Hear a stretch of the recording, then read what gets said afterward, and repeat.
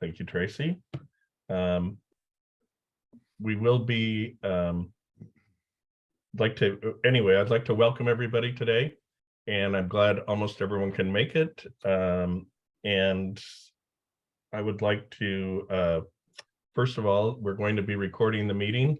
The BLM will be taking minutes, and we'll be recording the meeting also. And Sam, would you start us off with a Coast Salish acknowledgement? Good morning, everybody.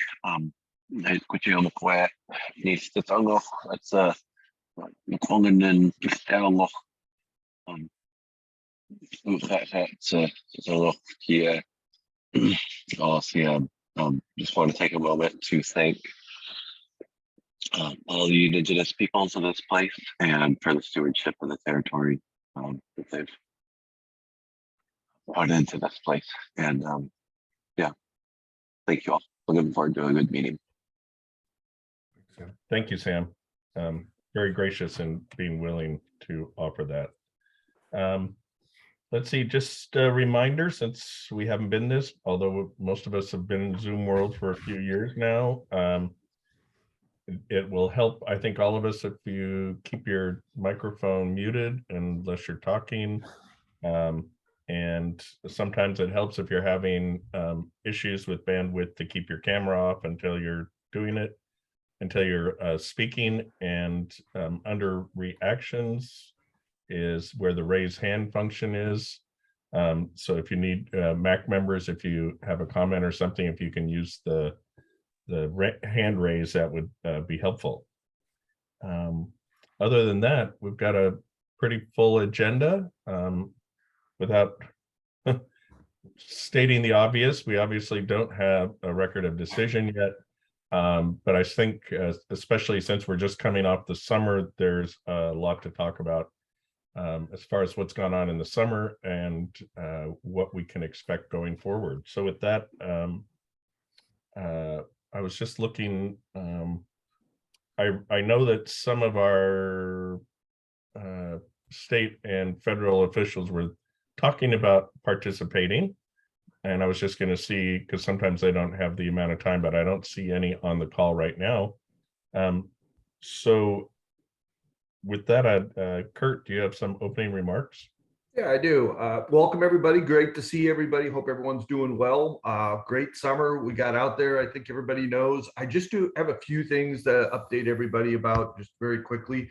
Let's see. Bree's going to be a few minutes late. Getting her son to school, that sort of thing. So the important stuff in life, making sure she can accomplish that. She'll be here probably just in a few minutes.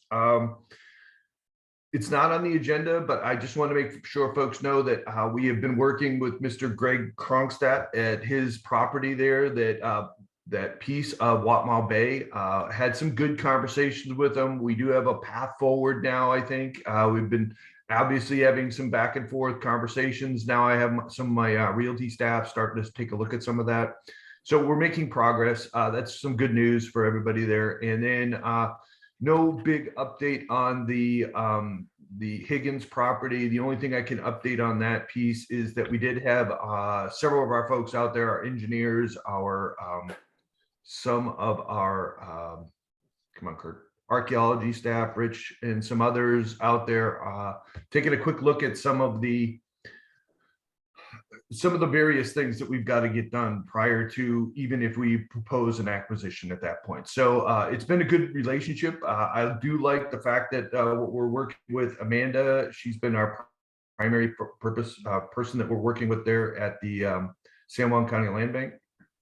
And it's just good. It's a slow process though, folks. That'll take quite a while to get that done. And there's just no more updates than that. Other than that, should be a good year. I could say that things are looking up budget-wise to a certain extent.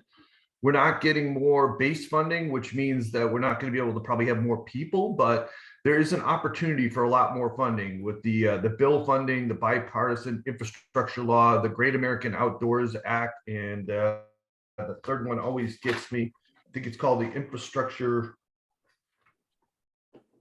I'll have to remember. I'll get back with you on the name of that thing. Oh, Inflation Reduction Act, IRA.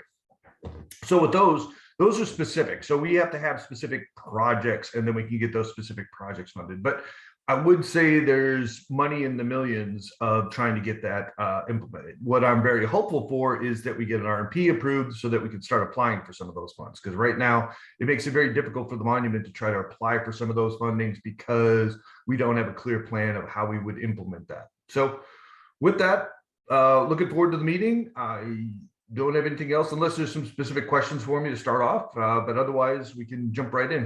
If that's all right. Thank you, Jamie. Great. Thank you, Kurt. So why don't we go around and introduce ourselves? So I'm going to call out the MAC members to introduce yourself.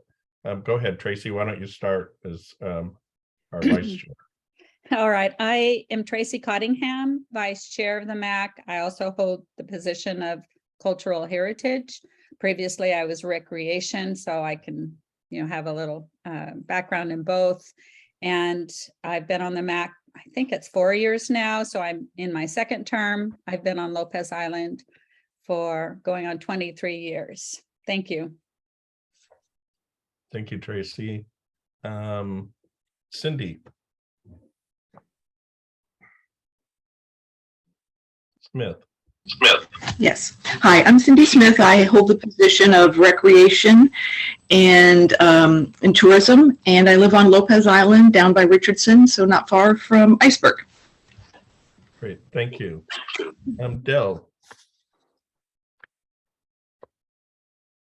Hi, I'm Del Gunther. I'm also a Lopesian, and I represent wildlife and ecology. Great, thank you. Genevieve.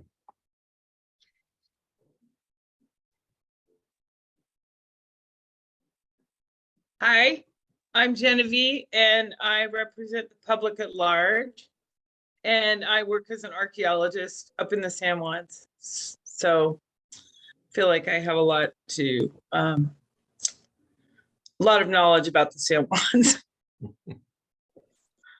Great, thank you. Jay Havner.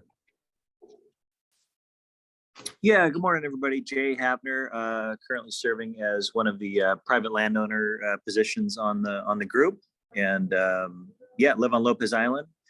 Been on the group less than a year, and appreciate being here. Thanks for everybody's time. Thanks, Jay. Rick.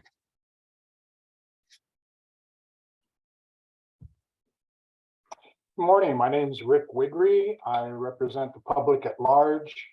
I live on the south end of Lopez. I've been on Lopez since the early 70s, and I'm getting near the end of my first term. Thank you, Rick. Ruth.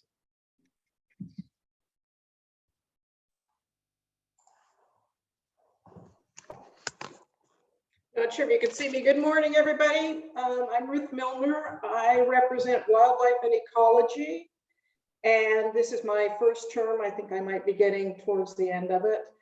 I live in Arlington, Washington, and served as the Department of Fish and Wildlife, State Department of Fish and Wildlife District Biologist for the San Juan Islands from 1992 until 2020. Great. Thank you. Sam.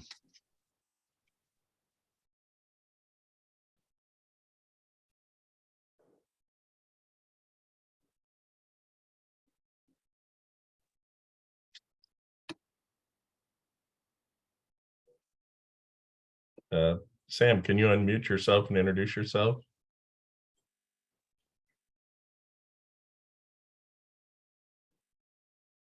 Sam.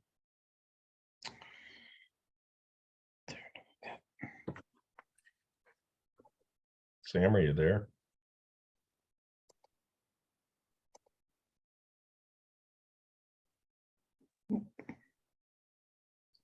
Well, he did it once. I'll come back if he's comes back on. Tom. Hi, Tom Reeves, another South End Lopesian. Our family is neighbors to the Iceberg Point property, and I'm This is my first meeting after a hiatus of not being on the MAC, but now I'm back and I'm serving in Culture and Heritage.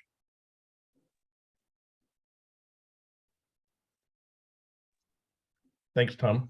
And I'm Jamie Stevens. I'm the chair this year and am represent the elected position, local government position as a San Juan County Council member. Kurt, you want to introduce your folks? Yes, sir. Thank you. Just gonna have folks turn on their camera, introduce themselves. Rich, I'm gonna have you go first. Good morning, I'm Rich Bailey. I'm the Cultural Program Lead and Tribal Liaison for Spokane District BLM. Good morning. Good morning. And then Mr. Clark. Good morning. My name's Jeff Clark. I'm the Spokane District Public Affairs Officer. Thank you. And Bree, you made it right on time. Good, great timing. Good morning, Bree. And you just introduce yourself real quick, Bree, if you could. Sorry, I had trouble finding the mute button. Good morning, everyone. I'm Bree Chartier. I'm the San Juan Island National Monument Manager. Great, thank you. Thanks for making it. And I'm Kurt Pendel, I'm the District Manager for the Spokane Coeur d'Alene Offices of Bureau of Land Management. So thanks, Jamie. Okay, thank you. So I hope everyone, I guess you received the agenda or you wouldn't have been able to get on here. But anyway, so we're going to go through the status reports from the BLM and then an update from Bree on the monument. And then we'll have opportunity for comments if there's any other elected officials or tribal members on the call, which I at least see Patty Gobin. Welcome. And then we'll take a break, and then we will start talking about how to, when we do get a record of decision, how we would like to possibly pivot to becoming the implementation committee. And so with that, I'll turn it over to, I guess, Kurt, you can run this or Bree for the status reports. Yeah, I got it. Thank you, Jamie. Well, the first piece that we're going to talk about is the call for nominations, and I'm going to have Mr. Clark. He might not have his camera on, but he'll certainly be able to talk because I know he was kind of breaking up a little bit. So, Jeff, take it away for the first part here. Okay. I didn't realize I was breaking up. So I sent all the MAC members the call for nominations press release yesterday. It published in the Federal Register notice yesterday. So we're looking for 3 positions that we're trying to recruit for. So if you guys can, help us spread the word, but we're looking, so Dell, Rick and Genevieve's positions are all going to expire May 21st of next year. And so that's a wildlife ecological representative and 2 public at large representatives. And I see your hands up, Tracy. Yes, I would like to say that we would even love to get more tribal nominations in there. Last fall and winter, we did try to increase the number of tribal representatives on the MAC and told that procedurally that we had to stick with what we had. But we do want to put the word out that please, tribal members, apply for other positions and, any of them, but for this next nomination, the public at large and the ecology.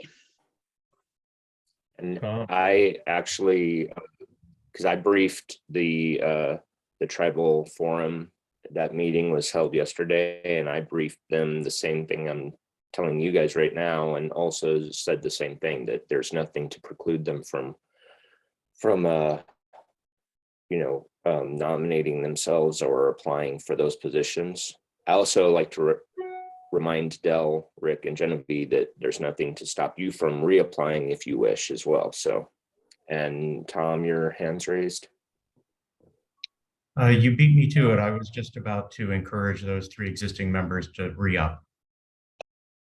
Gotcha. Gotcha. Yep, there's nothing to stop it. It's encouraged. And I think that's it unless there's other questions. Looks like Rick has a question. Rick? Yeah, to reapply, is it just a matter of filling out the application again? You have to fill out the application again, and you do need to get letters of recommendation again. I mean, you have to do the exact same process that you did originally. And the letters of recommendation can be from the same people. It's not a big deal, but they do have to be new ones. And the application has to be dated. Oh, I guess that's the other thing. We're taking applications until November 4th. So it has to be dated. The letters of recommendation and the application have to be dated sometime between yesterday and November 4th. So, Okay, thanks. yep.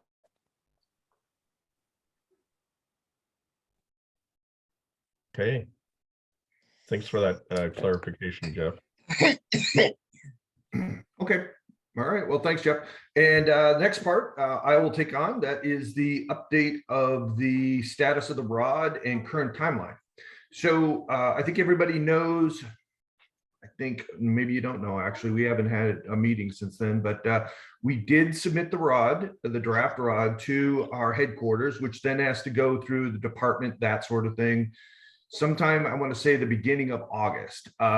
Anytime that we submit one of these, it's always a question of how long this will take. Some of them have been sitting in the queue for 6 months now. So we never know really how long this will take. But here's the good, very promising update that I would say is after we submitted that, about 2 weeks after, I was contacted by our director's executive assistant, Tracy Stone Mannon's executive assistant, and the NEPA lead for our headquarters office for the department and for the bureau. And we went over a few small items within the ROD, and they just wanted some small clarification pieces. And at that time, we discussed both having Nada Culver and Tracy Stone Manning have a look at it. They thought that there is a chance that they don't even want a full review, which means sometimes when we do a full review, I'm in the room, our state director's in the room, we all sit there and we have a long discussion about what are some of the pros and cons, what are some of the things that are happening within this. But they said it's 50-50 whether we'll even have this meeting. So that's the great news. The great news is they might look at it next week and say, yep, you can sign it. And then I wouldn't sign it, but Barry would sign it. So what that though, we did put a hold on our calendar towards the end of the month that if they need a review, we will do a review. A half hour is all they thought they needed to review the ROD and provide. And at that time, they would have ability to ask some questions of us directly to us. It's only a question mark right now, meaning we're still not certain if we're going to have that meeting, but we're obviously getting prepared to have that meeting. So after that meeting, again, it's a question of how long it'll take. It could be the next day, it could be a couple of weeks later that they bless it and they say, go right ahead and let's get it done. That's what we're hopeful for. This is very encouraging in the fact that we've already had these bits of contact and they put something on the calendar and they said that they do have it in front of our director. And so that's promising. We might have this thing done by the end of the year is kind of where I'm kind of leaning right now. Any questions? Not seeing anyone raise their hand. Yeah, I do have a, sorry, I couldn't quite get to the hand raise. This is Tracy. Doesn't it go up to Department of Interior after this, or is? No, Tracy, it's at department right now. Right, so then it's at the department, but then Nada and Tracy are with BLM. Nada's with the department, Tracy is with the BLM. Got it. So that's both. Sorry about that. So, okay. Yeah, so it's up there, but both BLM and Department of Interior would be part of that meeting. Correct. End of May? Okay. I mean, end of whatever month this is, end of October. Yeah. Perfect. Thank you. Yep, no worries. Yeah, it's our last hurdle, Tracy. I mean, it's the last bit. And you know, I don't fully know what goes into their decision process. Some of it has to do with how controversial it is. What, you know, there's just too many things I think that probably go into their decision-making process that I can't guess. I'm not at that level. So I'm very hopeful though. I mean, the fact that we've already got this far, which is ahead of some of those that have been sitting in the queue for 6 months, is very promising. Is there any chance it'd be done before December? Yes. A chance. We'll just leave it at that. Always a chance, right, Jamie? Okay. You kind of commented on it, but on the current budget for the monument, or for, well, I guess we're into the next year, now that it's October. And anyway, that's one of your updates, I think, Kurt. Yeah, and I'm gonna have Bree start in on this piece, but I'm definitely gonna give her a hand at some point to try to figure out the nuances. And this is not as straightforward as people might think. Like, it's not that the monument has a budget and we get to spend X amount of money on that budget. And Bree, I don't want to step on your toes. I'll let you go ahead.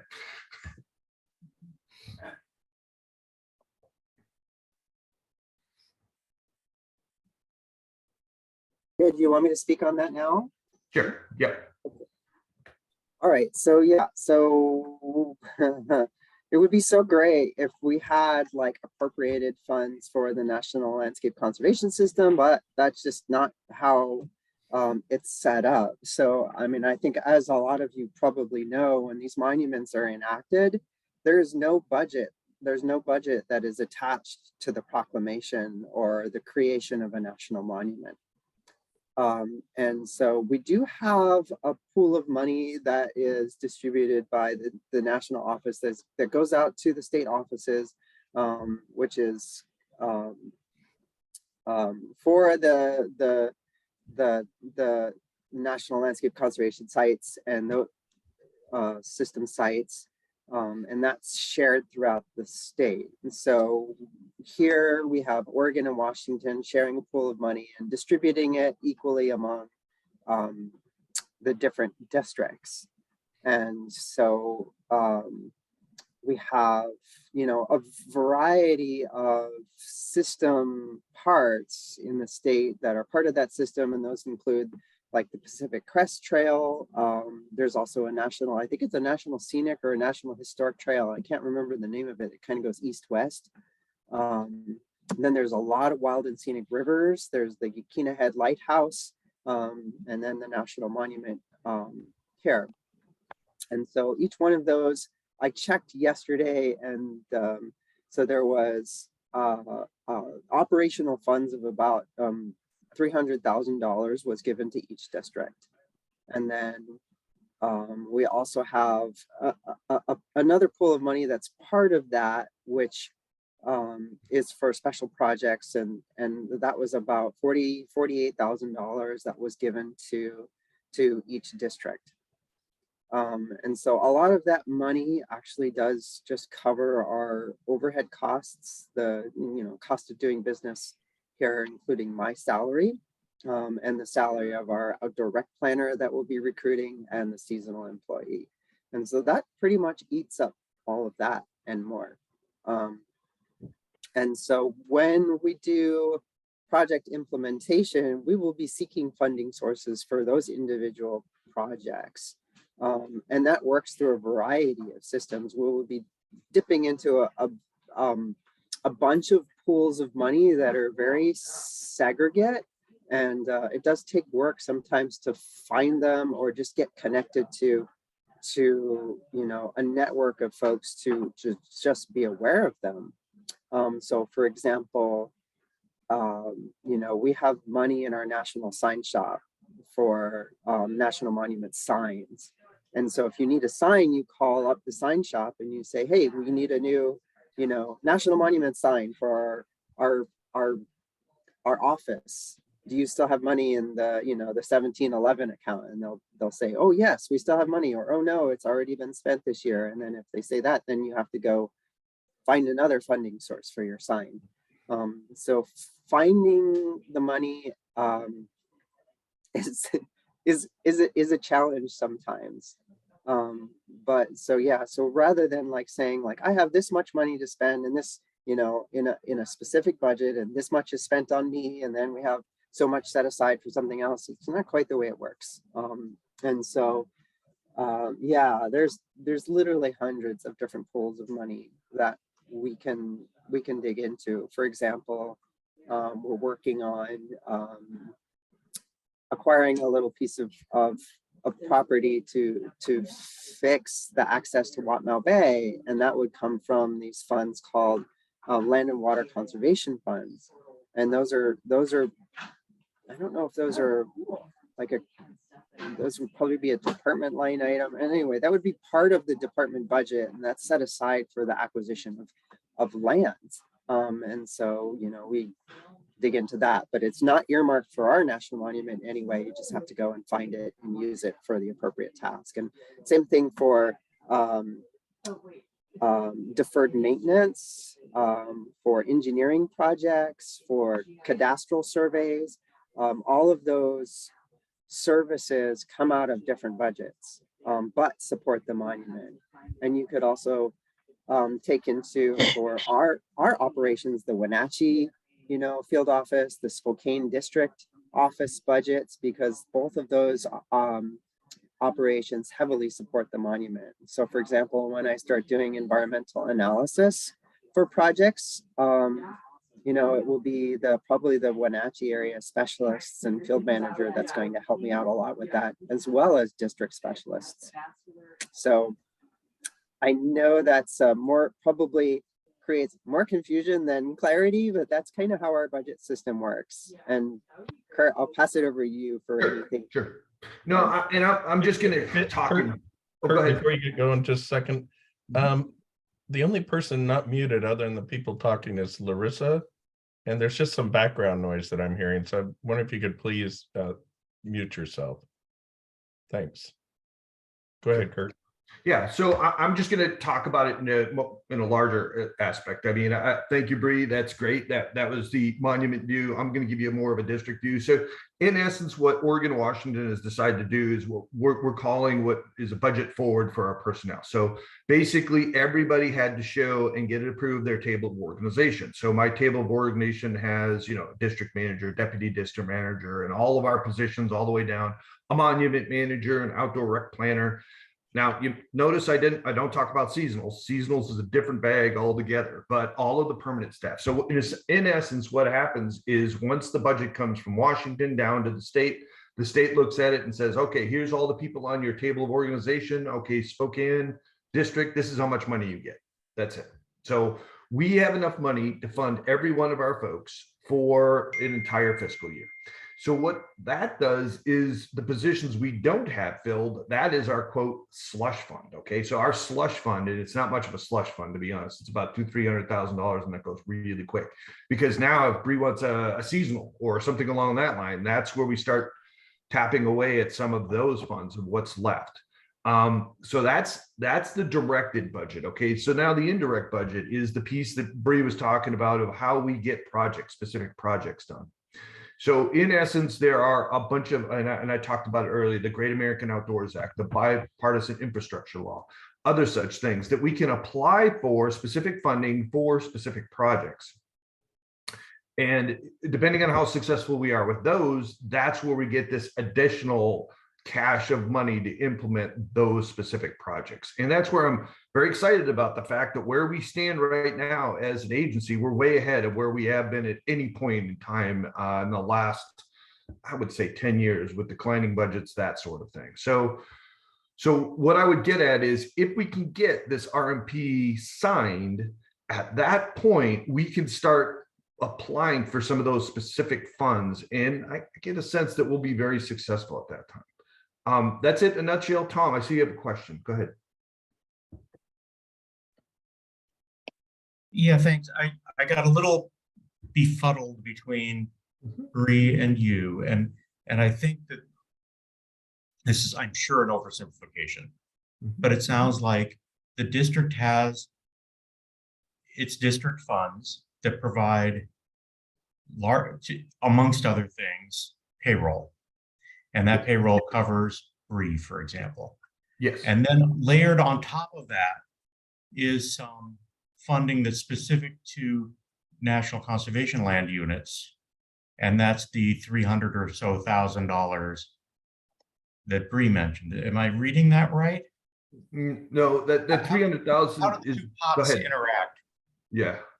Yeah, no, the 300,000 I think Bree was mentioning is that slush fund that we have, because after we fund all that, there is no specific, I mean, there is some funding that comes from National Conservation Lands, and how that comes to us is part of that overall funding of the district. So when I get all of the folks in the top table of organization funded, some of that money is coming from National Conservation Lands to fund Bree, to fund the outdoor rec planner, that sort of thing. So we talk about it, Tom, in colors of money. So the BLM has 26 different colors of money. So some of it goes to range management, some of it goes to wildlife management, some of it goes to National Conservation Lands, that sort of thing. So there is no specific pot of money that we get that comes down that says, okay, you could spend this on National Conservation Lands or the monument. It just comes down and says, okay, here's the National Conservation Land money that you will fund the ORP and the National Monument Manager. Does that make sense now?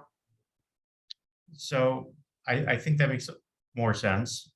I don't think I will ever fully understand, but that's okay. Yeah. But it does sound like the rec planner position is funded at this point. Absolutely. Every position on our table of organization is fully funded. But here's the challenge now, Tom. Getting that funding is great. That's what this is the best, what I would call forwarded position and funding that I've seen. And that's great. So now it's up to us. And we do have these discussions all the time of, okay, it would be great to get this position, and this position filled in the next 3 months. The holdup, Tom, is still what I've been preaching for the last year is we don't have any HR staff to get that position on the street. I mean, we have a human resource staff of 27 people, and we're currently at 3. And 3 people when the state has 400 or 328 job openings, they don't get much done. It's a workload that we just don't have it. And honestly, Tom, we're not even finding people that want to take these jobs. That's our critical part. We just went out with those advertisements again for the human resource staff, and we had, I think, like I said, 27 different jobs that we could have hired, and we hired 1. Okay, and I think my last point on this one is, so you talked about the National Conservation Lands color coming in, and is that coming in at the state level or do you have a subset of that at the district level? Because Bree was mentioning Yaquina Head and other units. I know that's an issue at the state level, but I'm assuming that you get some defined chunk at the district level because you have National Conservation Lands within your district. I do, but that money comes for salaries. Okay. Does that make sense? And is there, so it sounds like there are the salary pots of which are larger because you have the monument within your district. Correct. And there are other pots. A lot of the biggest ones are the grant application driven ones like the LWCF Yes. money. Yes. But Tom, typically the thing to understand is I'm not supposed to use those pots for project on salary. So we've delineated the two, and the two are split. At the beginning of the year, we're told that this is how much money you get for salary. That's it. That now you have to work within that budget. That's what my job is, to make sure that I'm coming at the end of the year within that budget. But then we have that, like I said, there's that separate pot that comes in for project money. Now, is there project money for National Conservation Lands? Yes, there is. And one of the big tick marks at the very beginning is, do you have an approved RMP that you're implementing? And we don't have that check mark, and that hurts us right now, right? So there are things we can still get done. And don't get me wrong, I know Bree's on top of all that, and she's trying to find ways in which we can acquire more project funding. But right now, that's what we have. And Tom, I mean, I could get into a little bit more. I mean, I'm starting to get a little bit deep. I'm trying not to lose folks, but trying to show that some of the complexities. So Oregon, Washington has the largest table of organization in all of the BLM. We are the biggest. 1,466 positions is how much people work for the BLM in Oregon and Washington. So let's say, and Bree and I have had this discussion too. I want another GS9 ORP out there to help me out because I've got so much work to do. Right now, our national director of operations has said, I'm not adding more boxes. So I can't add a box to my TO to help Bree out, even if I get the money. So right now, I think through all those funding acronyms I just used, the bill and the GOA and other such things, it would be great if I could add staff to help implement some of those projects, but I'm not allowed to, not on the Oregon, Washington side. So it sounds like while you have enough money for the rec planner, you have no flexibility to use that money while the rec planner is tied up, rather while the position is empty, tied up in HR land. That's right. Yep, that's a good summation.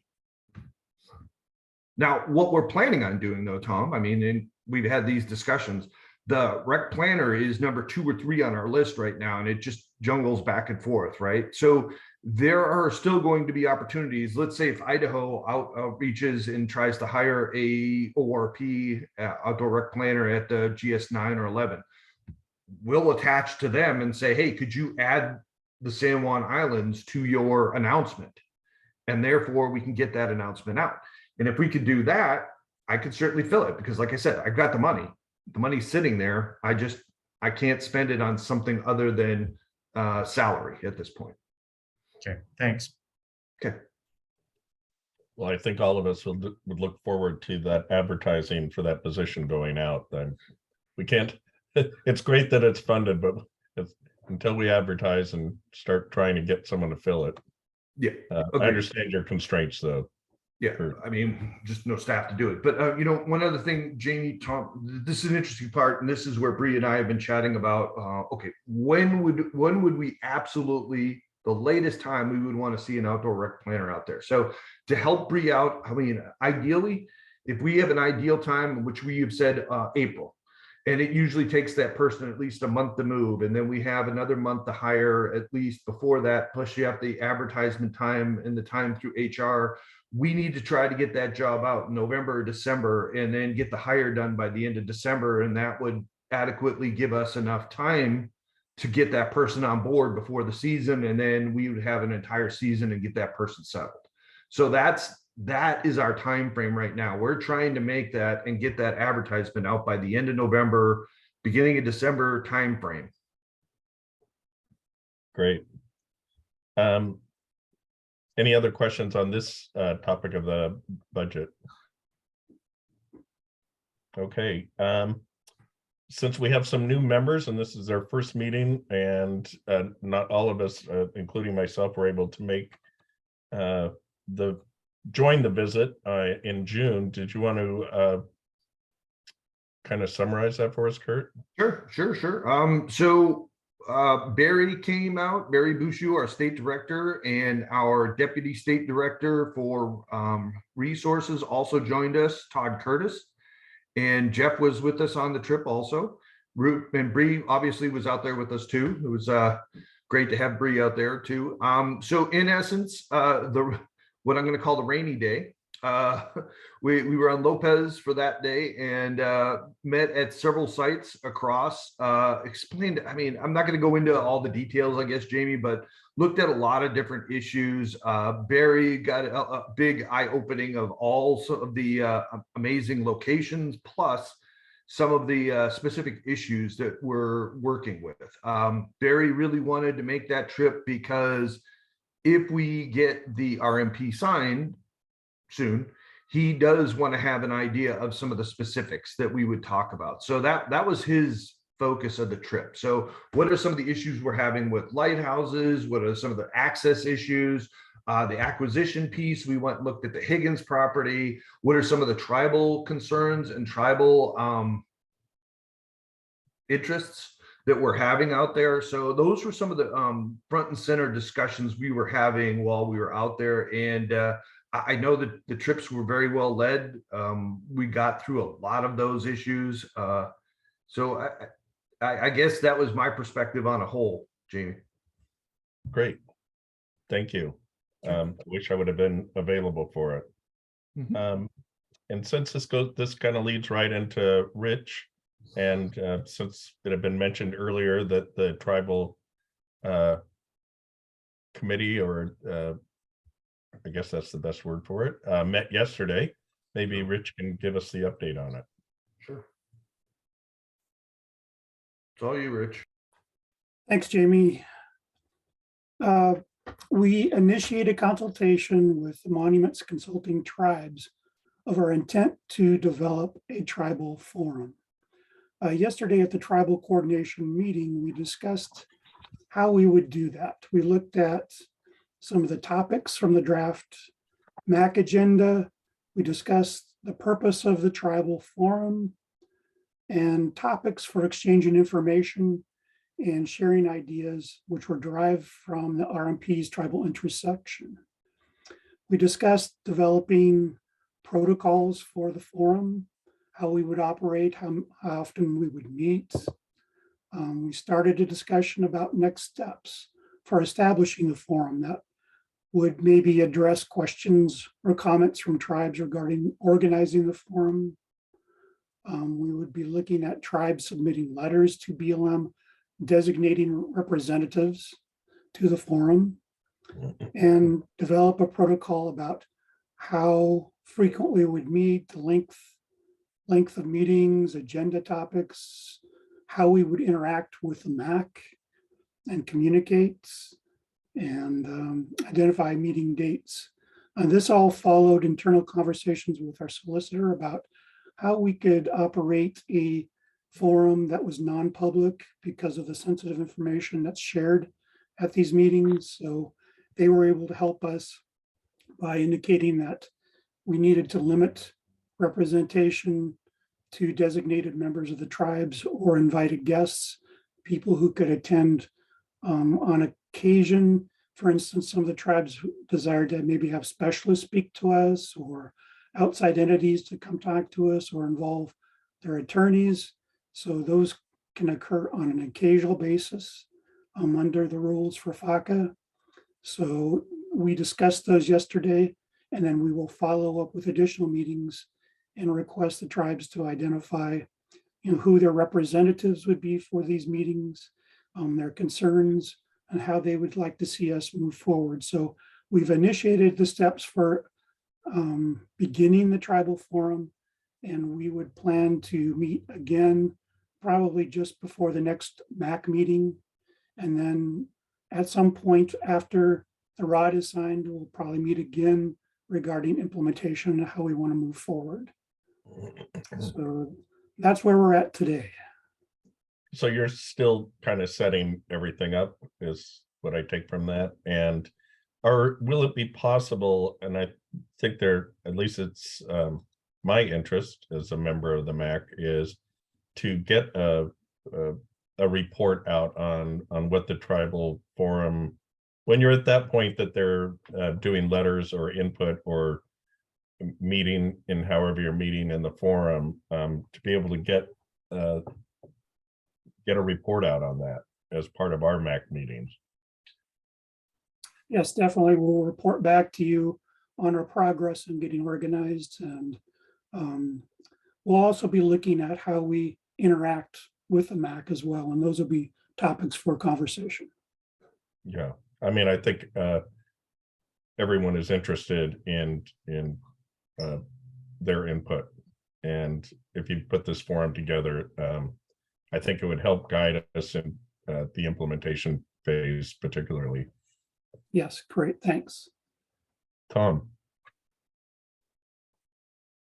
You're muted, Tom. I want to echo what Jamie just said. The MAC has obviously in many past meetings talked about their interest in hearing more tribal voice within our conversations and to make sure that we are taking tribal issues, concerns, interests, et cetera, into consideration when we come up with our opinions as the MAC. I would love to, I'm going to volunteer somebody else, but I'd be willing to volunteer if necessary. I would love for you to consider one of the permanent seats in that forum, to the extent that they're permanent, maybe be the tribal rep on the MAC to help make sure that that bridge is solid in both directions. So if Sam or whoever the tribal rep is at any given moment could attend those meetings with a proper understanding of confidentiality, et cetera, and what is ready to be shared with the MAC, I would feel like that would be a good step. And so I'll throw that out there for your discussion with the forum next time. Great, thank you, Tom. Any other questions or comments for Rich? Okay. Thank you, Rich. It's good to see you even if on the Zoom. Yeah, see you later. Okay. And that will bring us to the report from our new monument manager, Bree Chartier. I don't know if there's some meaning in the light glowing above your head as your background. But it's great to have you here. And I would just like to preface your report by saying, in addition to having a summer season without an outdoor recreation planner or really a seasonal help, she has also been busy training up to her position. And I think everyone should be aware that she's had a lot of time taken up in required training. So with that, I'll turn it over to you, Bree.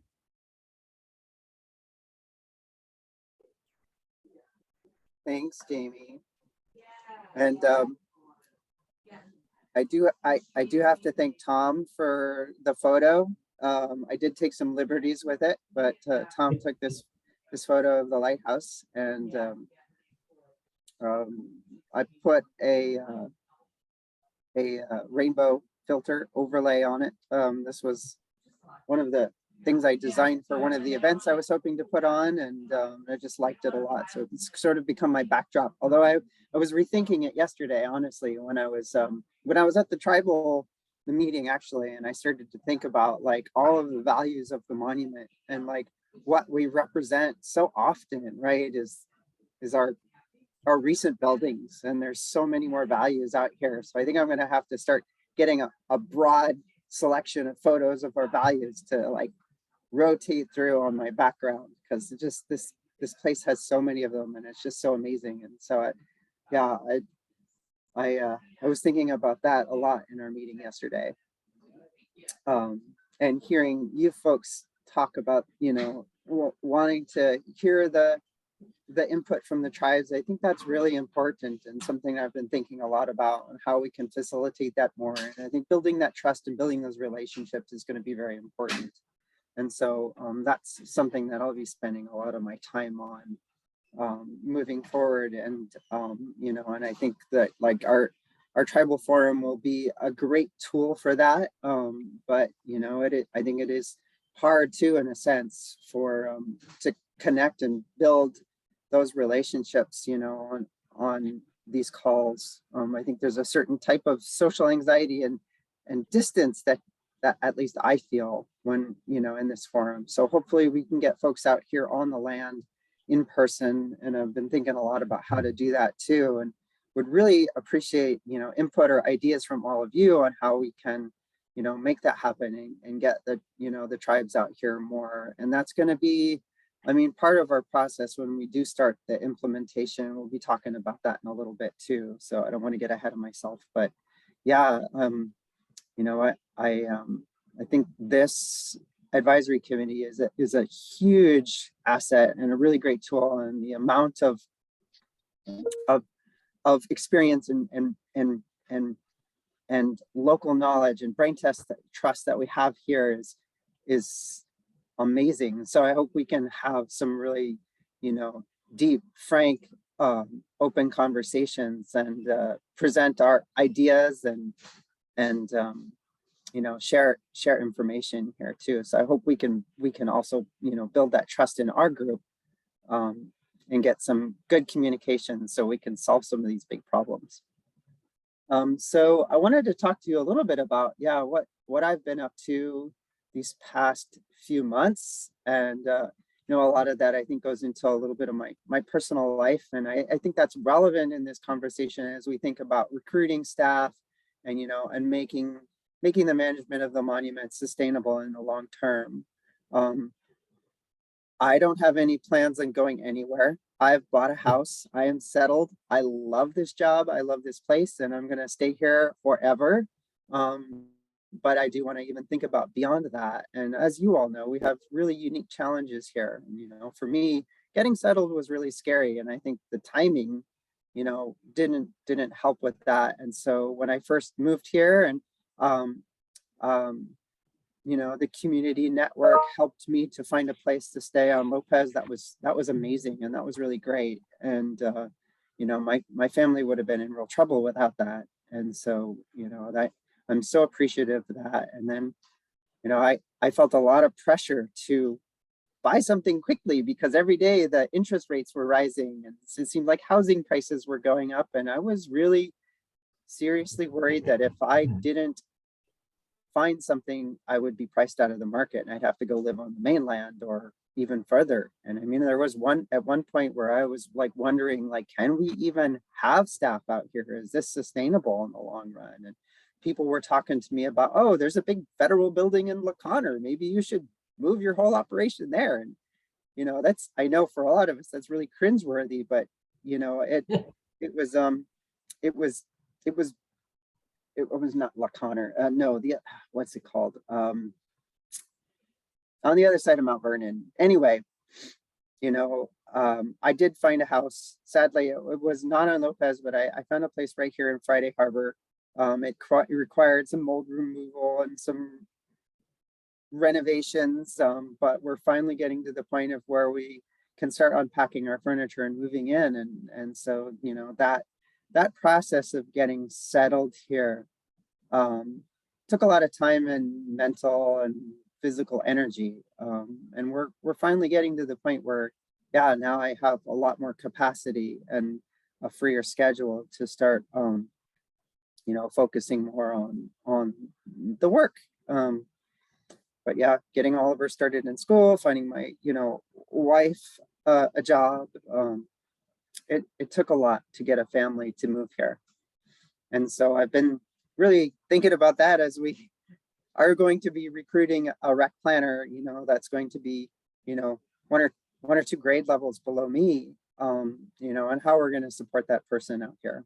And I think we'll talk about more of that here in the future too.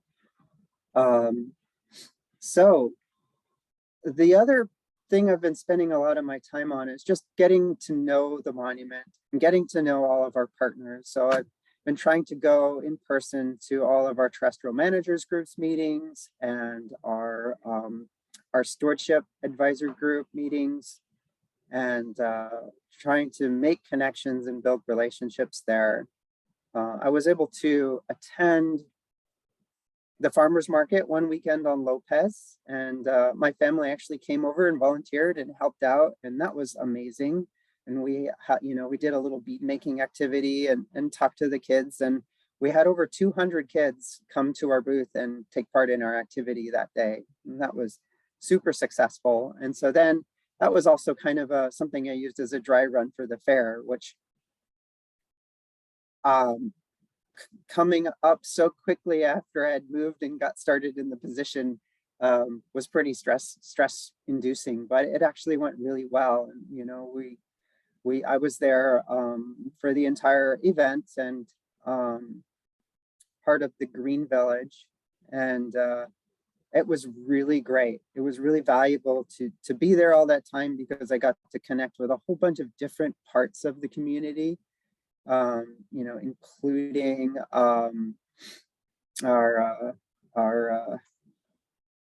congressional representative who stopped by for an impromptu visit. And, you know, I got to help set up and work with our partners and have a lot of great, deep, long conversations with everyone there. And so that I hope to do more. And next summer, you know, regardless of who we have helping here, you know, we'll be making time to get the monument out to these events and out into the community. And that's something that I would like to do throughout the winter as well. So if anybody knows of events, because I don't know the annual schedule of things that are going on really well yet, but if there's things that you think would be good opportunities for the monument to take part in or come table at or help out with, you know, please reach out to me and give me a heads up and I'll work on them and make sure that we can get there and have a presence. And if anybody wants to come and help staff a table, that's great too. I'd love to have y'all come and, you know, to any of those events. Yeah, so getting connected in with our amazing network and building those relationships and getting to know the folks here has been wonderful and really is one of the things that makes me want to stay forever, honestly. And so then the other thing I've been doing is trying to understand just, you know, what the use is like in the monument, what our issues are, what kinds of things are really urgent, high priorities, and what kind of things we want to put on our wish list for future projects. And, you know, and we have kind of an interesting operation because we've got a wide variety of resources that we're responsible for, including these, you know, these lighthouses that are really challenging and expensive to maintain and operate and to even get to. So for example, like next week, you know, we have some a hazardous materials company coming out to remove some old paint from one of the outbuildings out at Stewart Island. And, you know, and so I wanted to meet them out there so that I could understand more of what's going on with that and make sure that they have the access they need so they don't need to come back again, because it would probably take a year to get them back out here, right? And so, you know, just making all those logistics happen to get out there is something that I'm still learning how to do efficiently. And it's been great to have the state parks helping with that. They've been really awesome about getting me out to the islands. You know, they helped us out last week with it, you know, getting all of our tribal partners out and our cultural specialists out, you know, to do an inadvertent discovery that we had. So yeah, they've been amazing. So with understanding, you know, our issues, I think it's really important that, you know, we have good data. And so understanding where all of the information is and where all of our files are and what is the body of knowledge that we have out in the community to manage the monument has been a steep learning curve and something that I've only started to crack the surface on. But I wanted to share a little bit with you all our visitor use. And so I'm gonna share the tool that I use. And I think here it comes. So you should be looking at like a line chart here. Does everybody see that, or anybody? Yes, we can see it. Yes, we can see it. Great.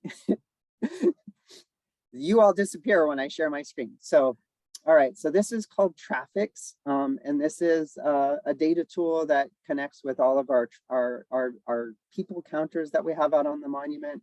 And so I went out with one of our volunteers yesterday or 2 days ago and collected all of our latest data, and I've started looking back through what we have. And so this is basically our use graph from 2020 October through now. And it is kind of pretty much what you'd expect here. You know, we see valleys in the wintertime.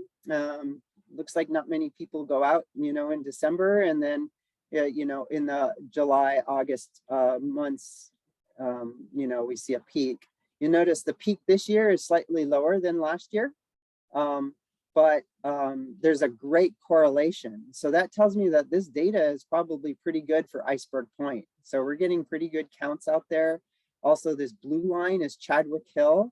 And so it looks like we're getting pretty good numbers from Chadwick Hill too, because we've got these similar use patterns that we would expect to see. Point Colville had an interesting little peak of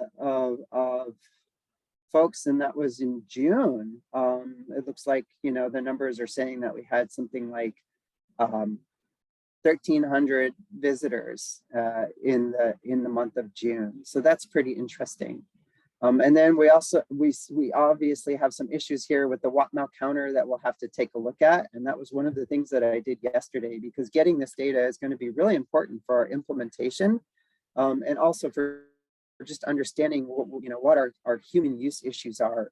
So I'm hoping to put out more counters and also vehicle counters as well as people counters, which are going to measure anytime the magnetic field changes as a vehicle or even a bicycle goes by them, so we can start to understand our needs and use. And so I've spending quite a bit of time on this, I've been cleaning up the data using a bunch of statistical tools and getting rid of bad data that we have, where on like a specific day you might see 30,000 counts come through on the counter, and you obviously know that's a mistake. But there's some more subtle things in there too, and we do have some great statistical tools to be able to look at that and make, you know, accurate data. So I've got data goes back to 2010, and so going through all of this and correcting it and getting rid of the bad data so we have a really accurate data set is I think it's critical to understanding, you know, what we're going to be doing going forward. So that's another one of the things I've been kind of working on, and I've got a whole. I'm just going to break in since you can't see us. Tracy has a question. Yeah. Okay. Thanks. One sec, Tracy. I'll just finish up this last. I've got a whole suite of tools here and ways to look at this data. So if anybody's interested in this, of course, reach out and we can take a look at it. I'll stop my sharing. Tracy. Well, sorry to interrupt, but this is amazing, Bree. It's pretty mind-boggling too. But the Watt-Mile Bay has had such a huge increase in boater traffic.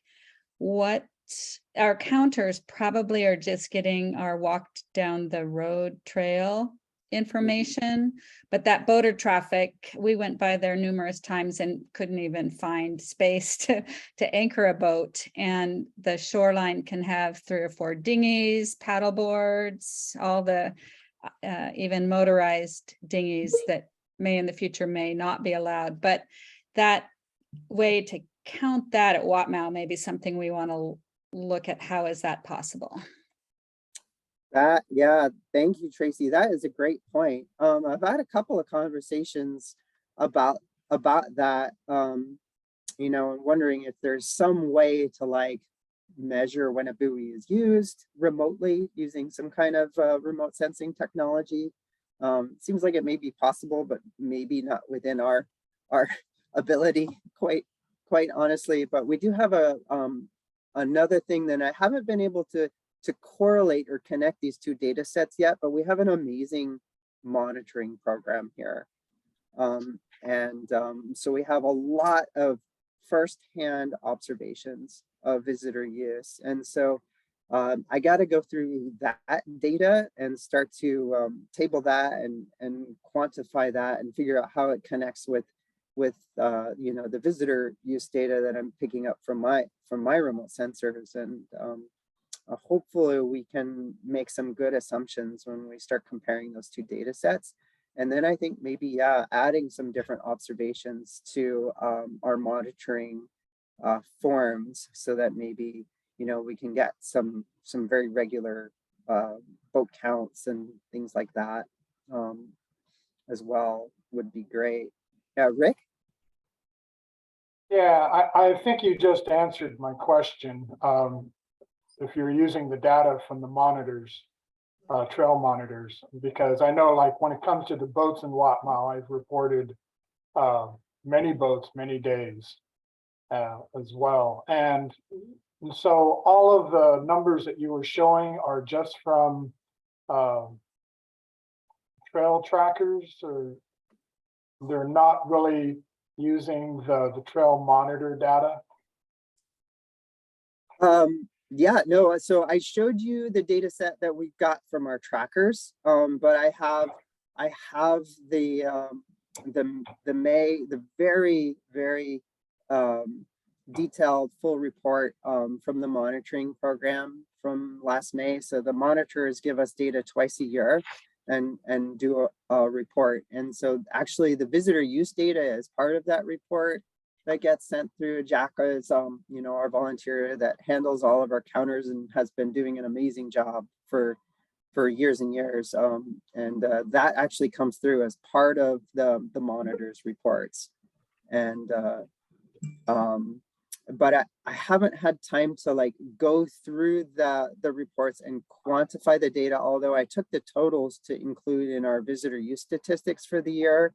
So this is something we report up at the end of every year through a couple of different programs that we have. So we have our annual accomplishments that we report through one program, and then we have a system called RMIS, which is the Recreation Management Information System. And this is where we report up to the national office all of our permits, all of the visitor use and the type of use that we're seeing in the monument. So each use is broken down into visitor hours per activity. And we wouldn't be able to even make any educated guess to that without the monitors reports. And so I did go through the monitors reports to see what people were doing and how they were spending their time, and how many folks that the monitors did see, so that I could input all that data. Tom? Yeah, it's interesting to hear some of the reporting you have to do up the chain.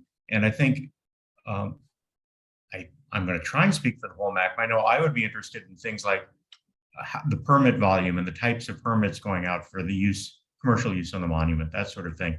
Those are all things that might help us understand better what's going on when we are advising on management.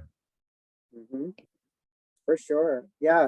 You know, and it was interesting. So in my accomplishments that I was supposed to do this year, there was space for managing 2 SRPs, 2 special recreation permits.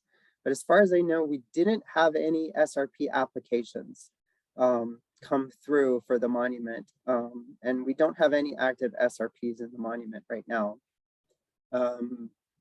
This is kind of getting into a whole other topic, but I've been talking with the state parks, you know, a bit about this, because they manage the commercial use in a couple of our areas through some agreements. And so we're talking about getting the agreements, taking a look at those and redoing them and figuring out, you know, how we want to divide our responsibilities moving forward and who wants to manage what and how we're going to report back to each other. So those are some great conversations I've been able to have out on the long boat rides with our state park folks. And that's going to be a work in progress for the next year or two.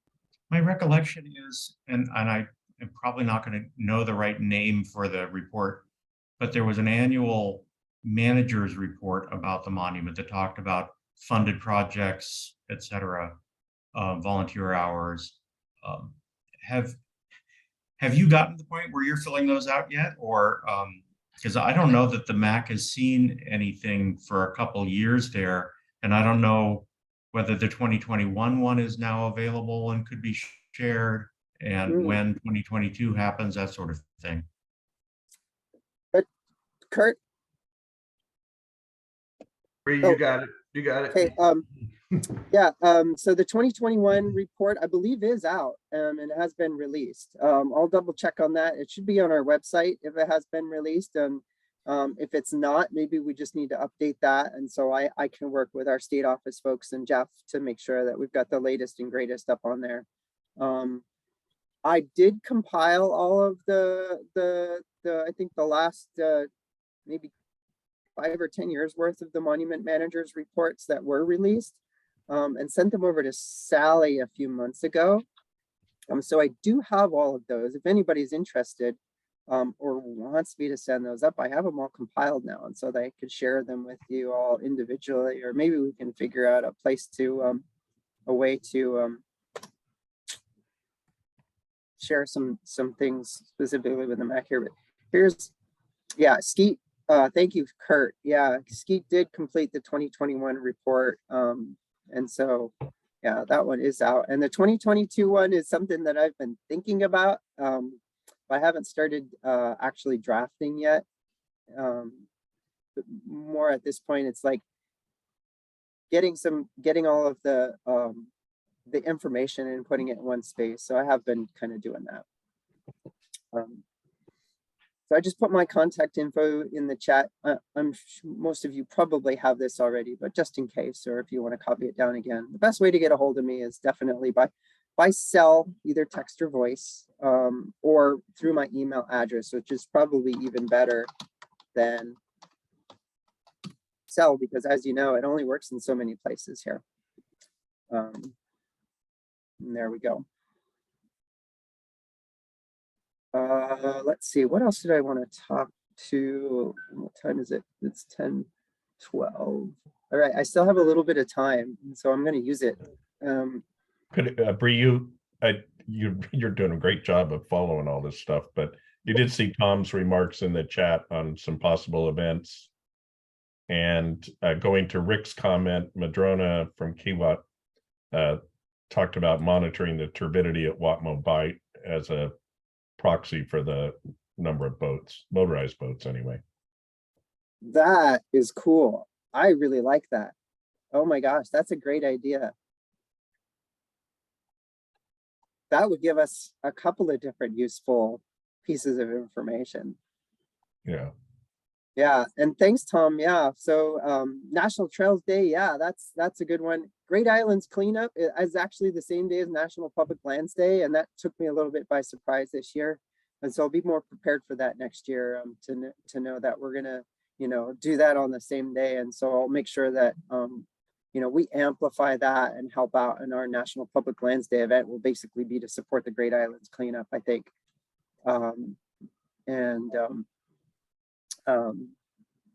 So yeah, and I've heard that there's something called Orca Days, or Orca Recovery Days.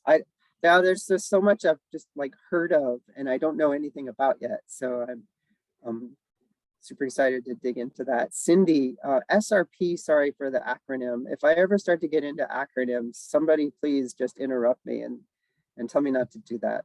Because I myself hate acronyms. So SRP means Special Recreation Permit. And that's something that we use to require a permit for folks where we have a need to manage an activity on public land. So anytime we have a need to manage a commercial or organized group event, whether it's commercial or not, we require a special recreation permit. All right, let's see what else. Anyway, continue with using your time. Yes. So yeah, yeah, but please feel free to interrupt me at any point if you all have questions or want to pivot to something else. So, all right, so we've talked a little bit about, yeah, the visitor use.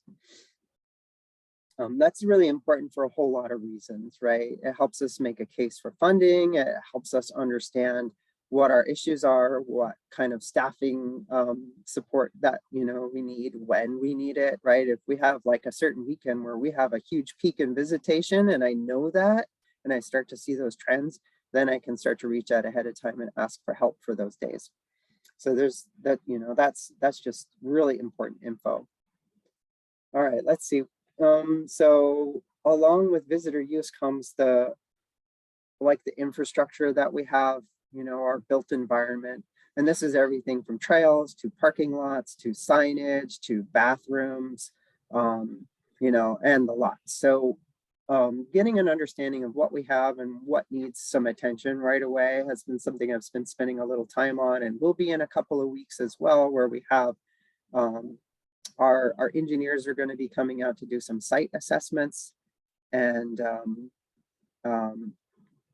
we'll be creating some plans for maintenance. And this is going to be everything from painting the bathroom and fixing the roof down at Watmau. I noticed that the toilet roof there is probably getting to the end of its life, and we'll probably need to be replacing that. And so there's another system, of course, for all of that stuff called FAMS. And that's the Facility Asset Management System. And it's a very important system because it connects with our budget systems. And so it's really important for me to follow up with our engineers and probably to get into that system myself and make sure that we're keeping it updated with our site assessments and making sure that, you know, when we have something that's starting to wear out or get to the end of its life or needs maintenance, that we put it in that system so we can get it on our deferred maintenance budget waiting list and make sure that it gets the funding it needs when it needs it. And so I have only very briefly looked at what we have in FAMS, and of course it does need some cleanup and work. So we'll be working on getting that database cleaned up with our engineer folks who are experts at that. You know, I think in the past, we've managed the roads down there through the very generous support of Lopez Sand and Gravel. And so they did come down and fill the potholes and grade the road this year, and they did that for $2,500. Because that's basically the amount that I can give out without having to do a contract for a service like that.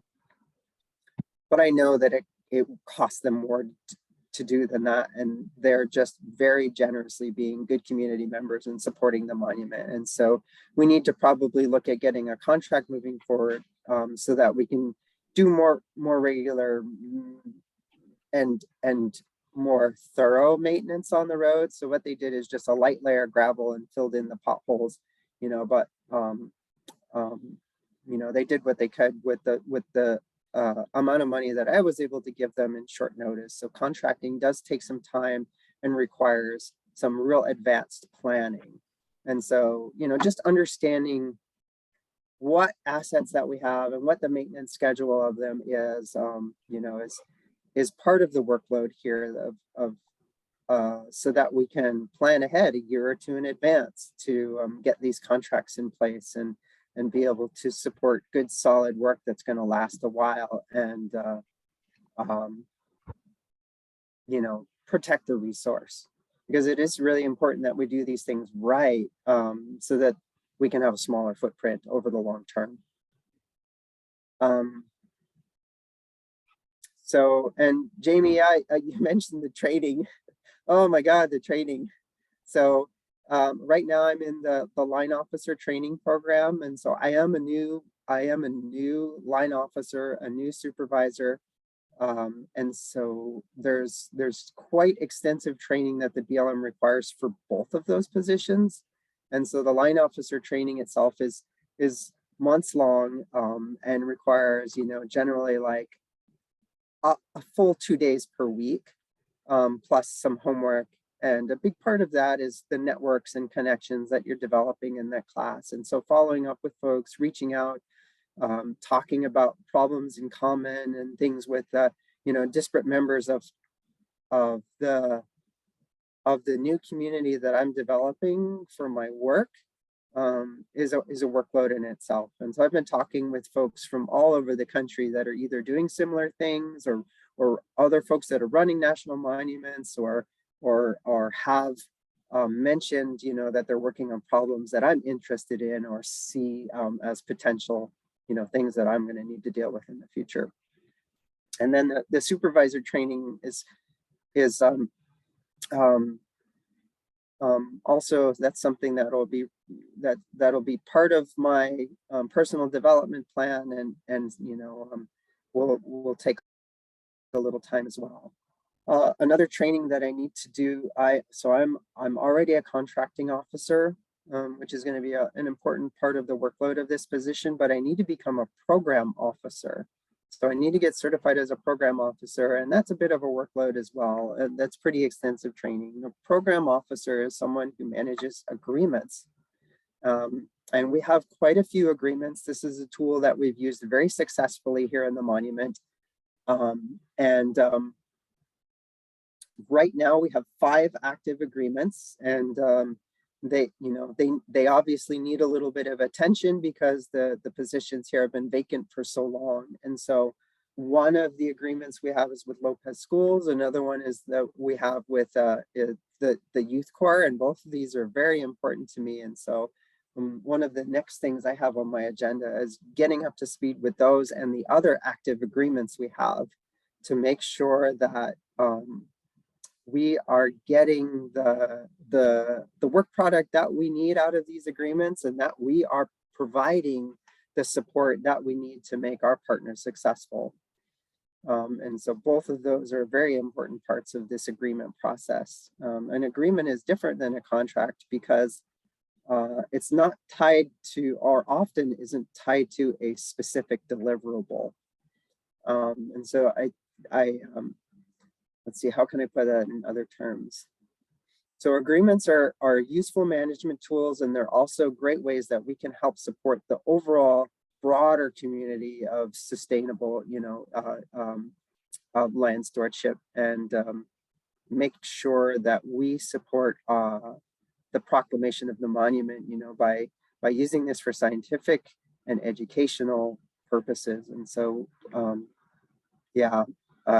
over the years, we've had dozens of agreements, and figuring out which ones of those we want to revive, which one, maybe some new agreements that we need. I've been talking to a lot of folks about, new work products and new things that we're going to need to focus on, like the Island Marble Butterfly, and what kind of agreements we might be able to, use to develop that.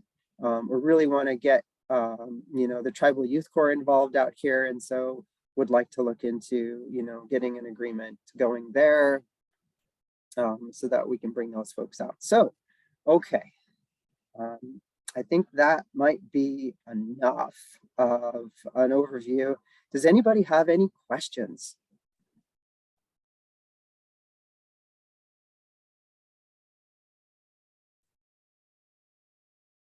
Quiet group today. Thank you, everyone. I really appreciate you giving me the time to chat with you all, and I look forward to getting to know all of you. You covered quite a bit, and as a county council member, though, I wanted to thank you for participating in the Green Village at the fair. Other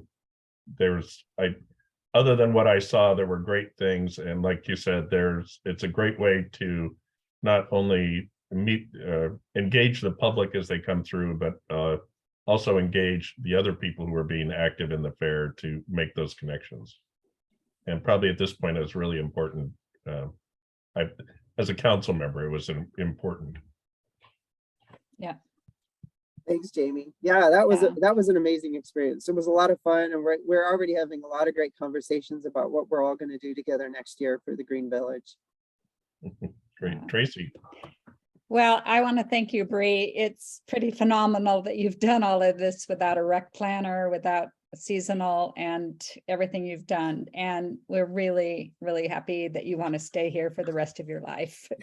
So, and that you have housing for any of us that get stuck on San Juan Island with the ferry breakdown. But just congratulations. But I do want to bring up the seasonal hire, as there has been a new posting in our area, Lopez Rocks, And it seems, well, I'd love to just learn more of, is there going to be a rolling call for that position? What if no one can sign up now this early? And if the wage is too low to get somebody here, just the challenges of trying to hire that seasonal, and why is it being done so early? Yeah, so those are all great questions. So I'm sharing my screen with you again, so we can all just take a look at the announcement. And this is something that I really need help from all of you on. So if I could challenge you all to repost the job announcement that I just put in the chat in at least one of your networks and ask folks to start spreading the word here. So our park ranger announcements go out early because it does take a while to recruit folks and get folks on board. But also we're competing with everybody else in the entire country who is looking for seasonal help. And so getting the jump a little early on things allows us to hopefully get a pool of good candidates. And so if you look here on the right-hand side of this job announcement on USA Jobs, you can see all of the locations that are included in this announcement. So our HR department puts out a regional announcement for these summer park ranger jobs because, you know, a lot of different offices are hiring the same position. And it is quite a workload to get these things out onto USA Jobs. And so you'll see this is open from October 3rd through October 14th. People do have to put in their application by October 14th if they want to be considered under this announcement. So if we don't get a good applicant pool, or we think we need more people, we can re-announce this or even extend this. So as we get closer to the closing date, we'll be checking in with HR to see how many applicants we have that, you know, are looking like they're going to be qualified for the position. And we'll, you know, at that point we can ask for extensions and so forth. Now, these jobs are very tricky sometimes to apply for. Folks need to follow the instructions. They need to have their resume formatted in a certain way. So I really highly recommend that folks use the resume builder so that they can get all the required information in there. And have anybody who is interested that you know reach out to me, and I can help them understand the USA Jobs application process.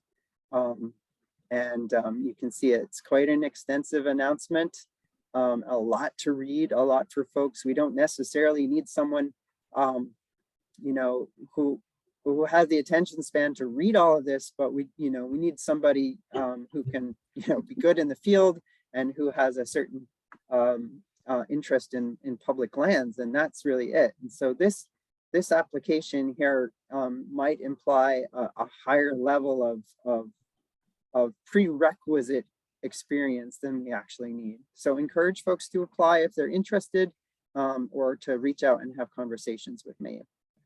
It looks like and Ruth also has her hand up.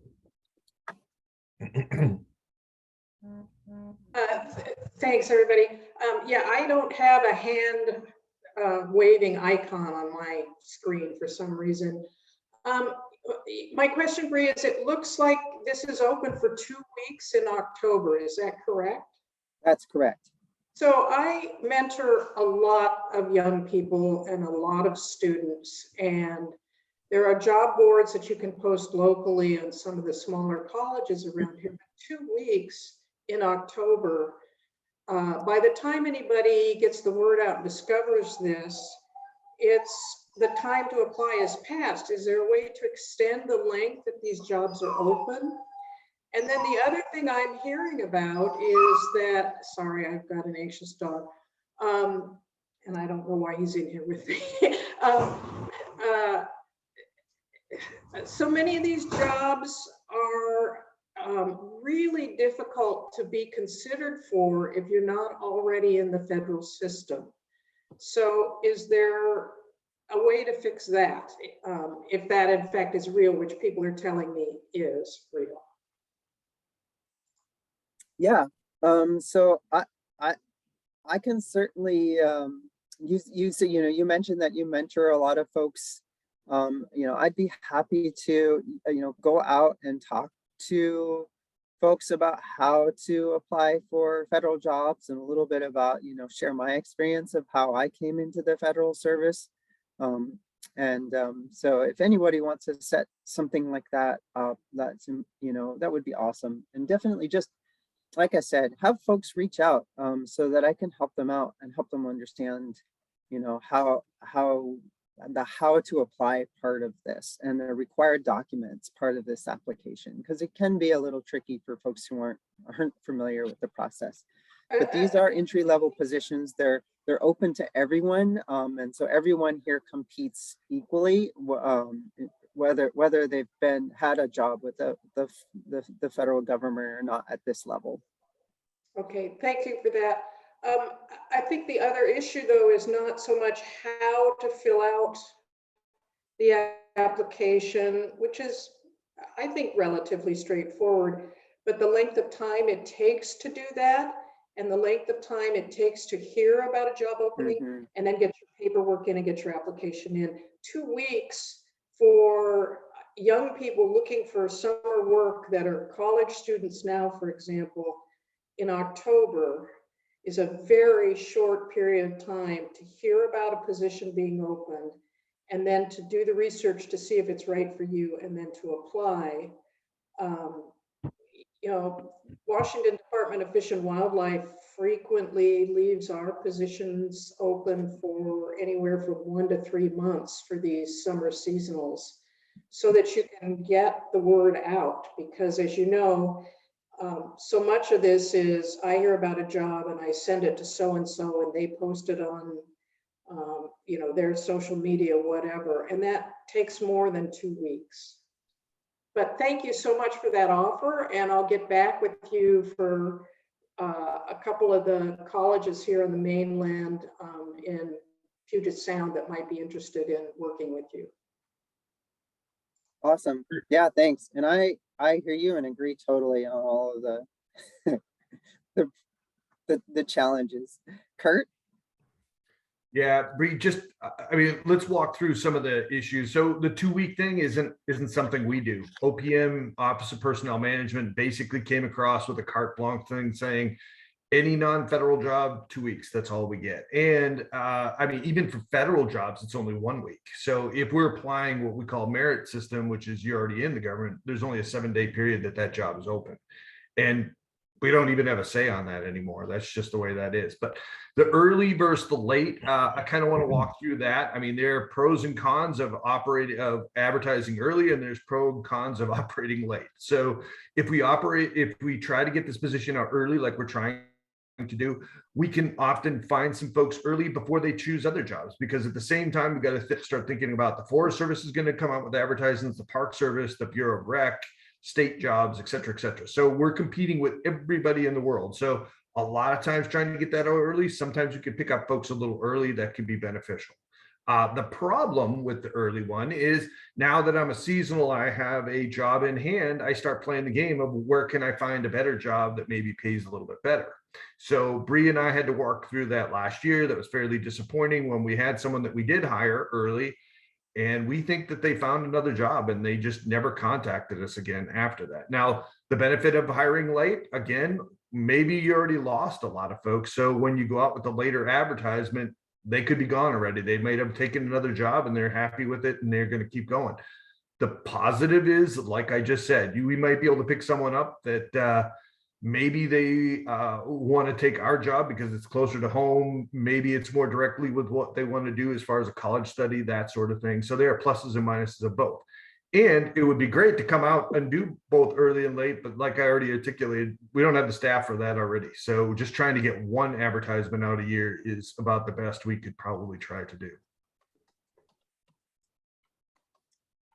I know, nothing but bad news, right? There was a comment in the chat where you about either sharing some people in the summer or working with some sort of common job board with like the people who make up the terrestrial managers group. Yeah, at this point, I've just been asking them to help get the word out in their networks. You know, it's something that we have thought about, and it's something that I even thought about for last summer when I couldn't, when my hire didn't show up, is like, oh, is there a way to like share a position or get some kind of agreement or contract in place quickly? And I wasn't able to pull it off next year, but I'm thinking about it for next summer, you know. And I know in other places where, you know, there are outside organizations that provide staff for BLM front offices, or visitor centers, or, you know, even field presence. And so this is definitely something that I think internally we'll be having more conversations about, and you know, figuring out how we can get more folks out during our busy summer seasons. And I'd also like to train interested volunteers in you know, create a cadre of volunteer park rangers. I've seen a program at Rainier that does this very successfully, and so I'm hoping I can get some information from their leadership on how they did that and how it works for them. And then, you know, I can provide the training and tools for folks to, you know, to volunteer and do that. So Great. If you could, that's a lot of information, and thank you for it. But what are a couple of the challenges you see going forward, particularly into next year? yeah, I think that would be a good segue to talk about our outdoor recreation planner position. And so, you know, Kurt mentioned that, you know, we have been having conversations, the two of us, and also, you know, the larger group of Spokane area and office, state office folks. We've been prioritizing our the positions that we all need to hire and figuring out, you know, when we want to do these. You know, but hiring that position comes with specific challenges. I am really worried about finding someone who will want to come and work here and stay here. And so this is something that Kurt and I have been talking a lot about, is how we can support that person in the long term, how we can recruit the people that we need. You know, so I think I'm going to be spending a lot of time on that in the next couple of months. You know, having conversations and brainstorming, you know, with my whole wide network and with Kurt, and you know, figuring out how, you know, and where we're going to be able to find this person and help them, how we're going to help them in their professional and personal life to thrive here. And really, if we want a long-term candidate who's going to stay, that's really what we need to do, is we need to figure out how we can support the whole person, and how we can make it sustainable, you know, and appealing for somebody to want to come work here. So we've got a lot of great people in the BLM, you know, that have a lot of knowledge and are the kind of people that I would like to work with and have here helping me. I just got to figure out how to convince them to come.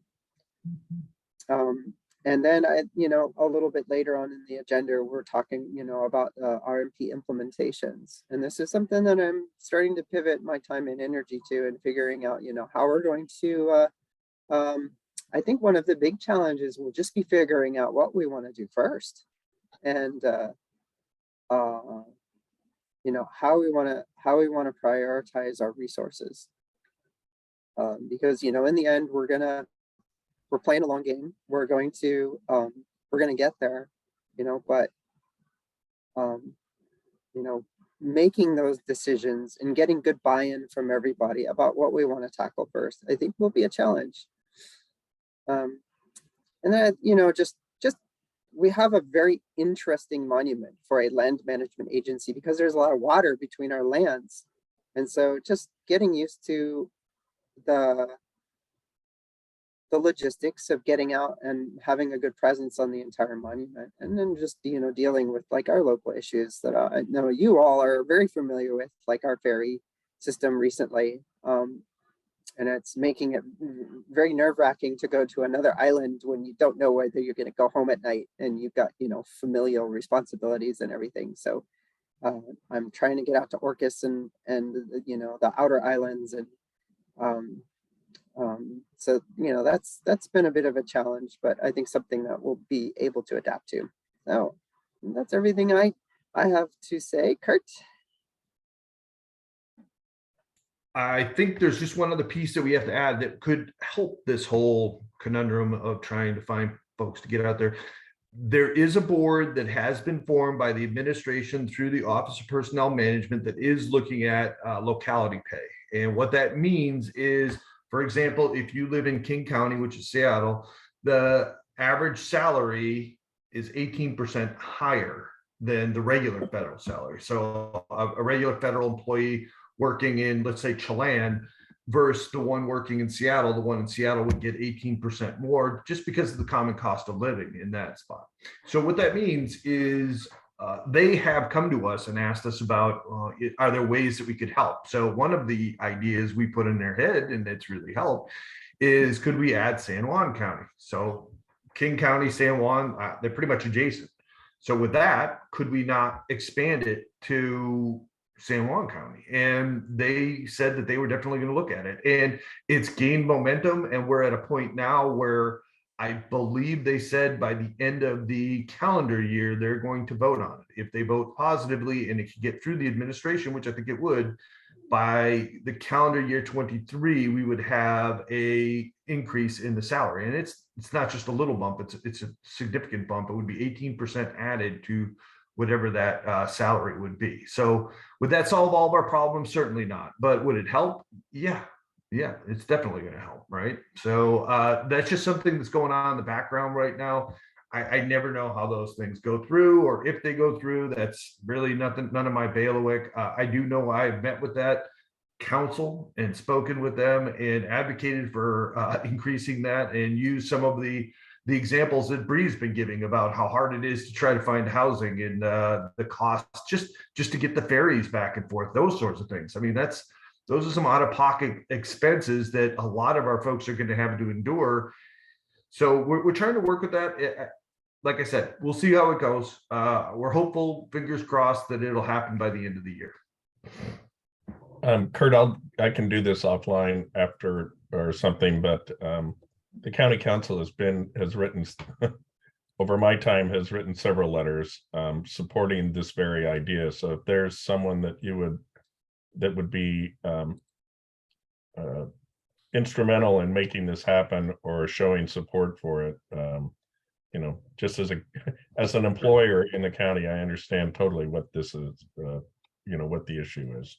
Well, thank you, Jamie. Yeah, and you know, this council, it's I could probably send you the council, and you could probably direct a letter that way. But I gotta say, they were very enthused, and they were working with Senator Patty Murray and her group as part of the Ways and Means Committee. Great. With that, I'm just kind of scanning who's here. We probably move on to I'm not seeing any other electeds unless somebody is, but I do know Patty Gobin with the Tulalip tribe is on, and this is the time for other electeds or tribal members to have their time. So Patty, Jamie, did you want yeah, Jamie, sorry to interrupt. We should take a short break here before if we can, if there is time. Oh, it was scheduled later. That's why I was trying to get through this part. Oh, I'm sorry. That was my mistake. You're right. Okay. Patty, good to see you. It's good to see you. Good morning, good afternoon. It feels like I go from one meeting to the next, but I'm really encouraged to hear what, on behalf of Tulalip, I'm here sent on behalf of the chairwoman, Terry Gobin. And we're excited to be a part of this, and Tulalip is there ready to work and help in any way that we can.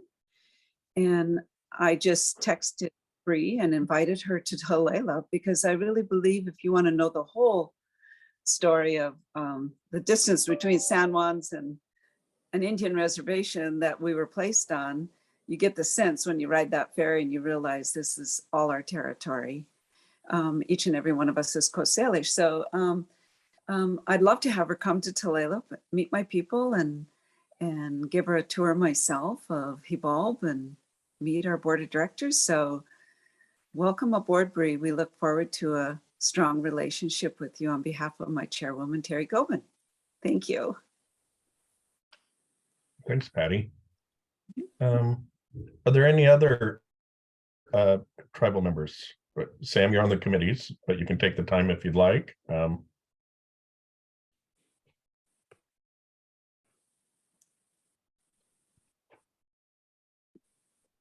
Okay.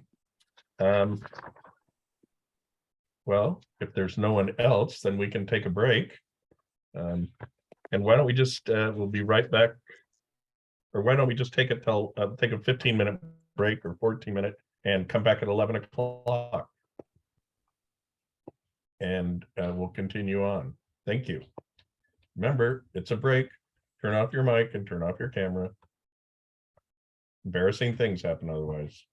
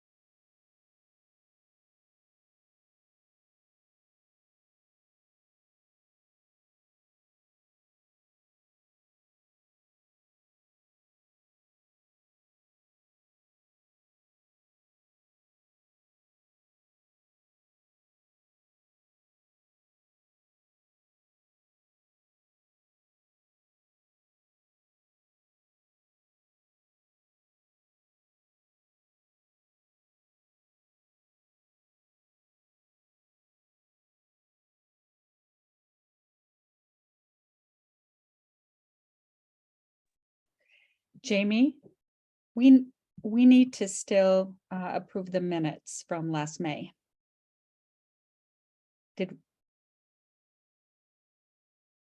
Oops, you're muted, but I wrote it down to maybe do right before we schedule the next meeting and we talk about the next meetings. perfect. Okay. Thanks.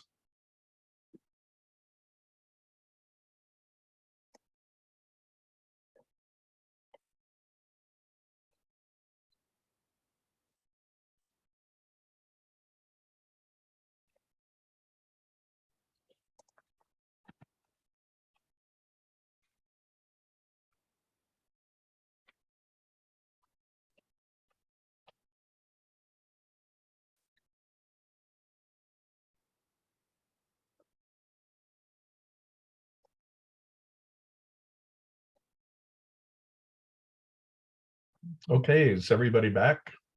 Everybody ready?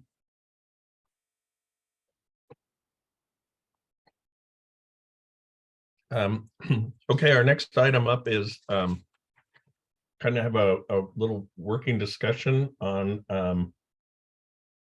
how we kind of pivot to the implementation phase. And just to put a little framework on this, and Kurt or Bree, correct me if I'm wrong, but we can, the MAC, we can discuss this as a MAC. Since we don't have a record of decision, it's not really something that the BLM can weigh in on right now. Is that correct, Bree? Or Kurt, one or the other? Yeah, that's correct. Okay. But anyway, so part of this pivoting, once we do get a record of decision, we thought it'd be good to have on the agenda for today to kind of help guide ourselves or start laying the groundwork. And there's a few points here. How do we, just what Bree brought up before, the number one challenge, or one of the biggest challenges, is how to prioritize or itemizing or prioritize the work that needs to be done, and supporting the recreational planner, and how we might do subcommittee meetings depending on what the workload list is, and also working how to best work with the friends groups and land monitors on the priorities that are established through the record of decision. So I am going to ask Tom, because you think through these things quite often. Do you have any comments to kind of get us started here? I'm not sure if I think through these things quite often. I bang my head against similar walls quite often, maybe. I think that some of the things that we should think about are clearly our title says we're here to advise.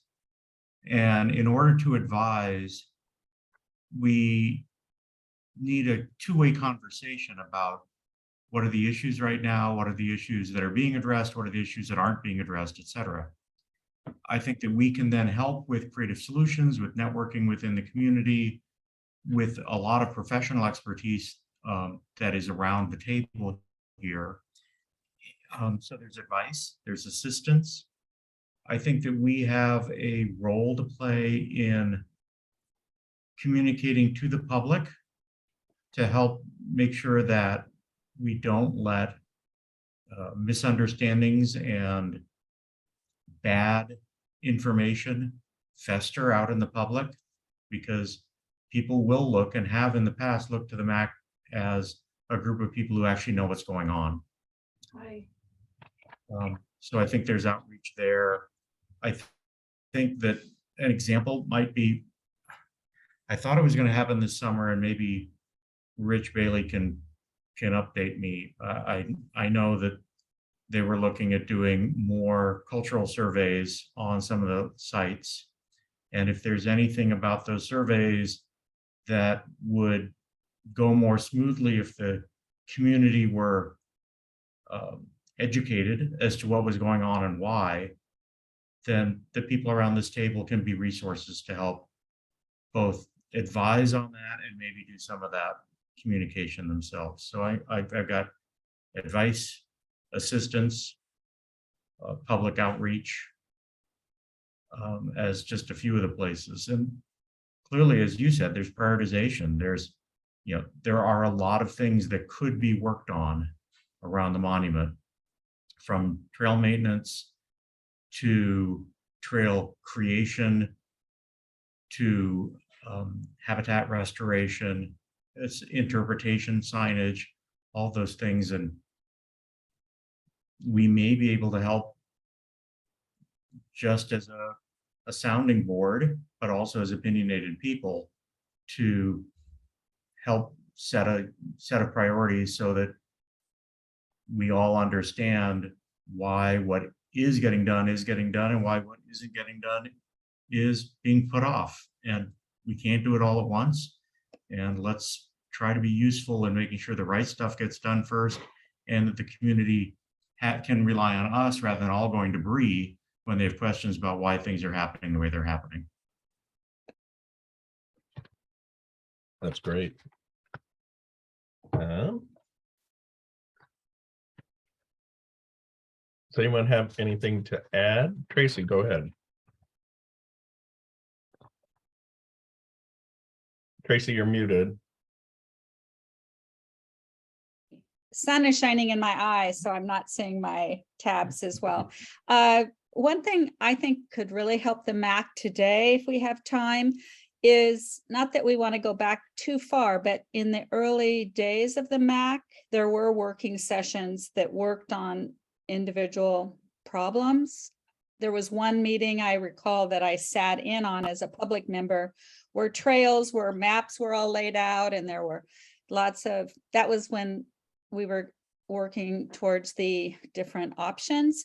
But I'd love if anyone from the early days of the MAC, I'll point to Tom, just give a summary of an example of an in-person planning session that could relate to how we would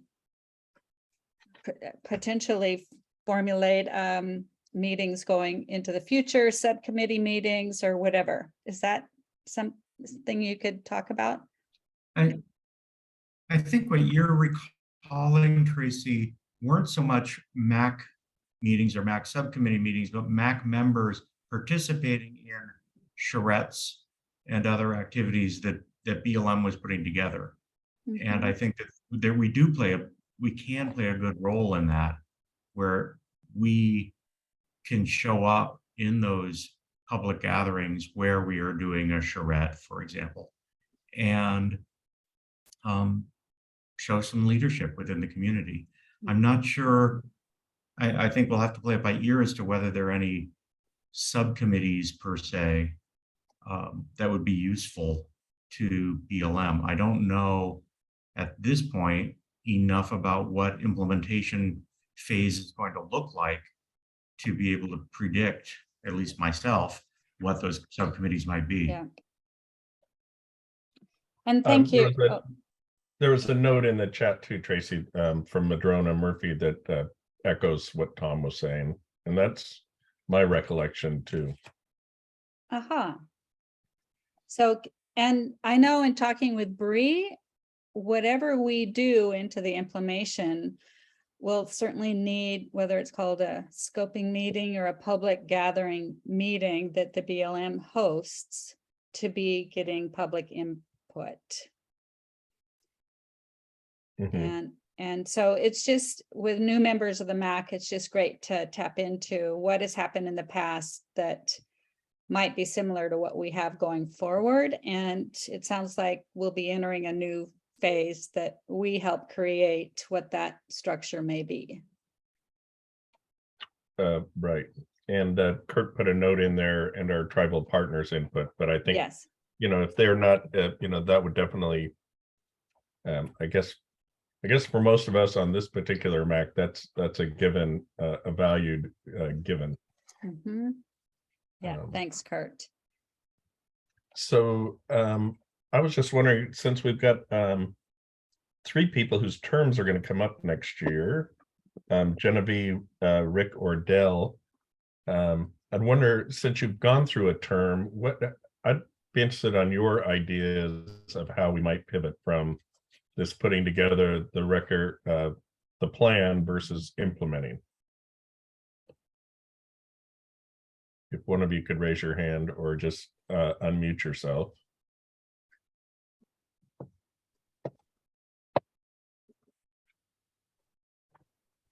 Okay.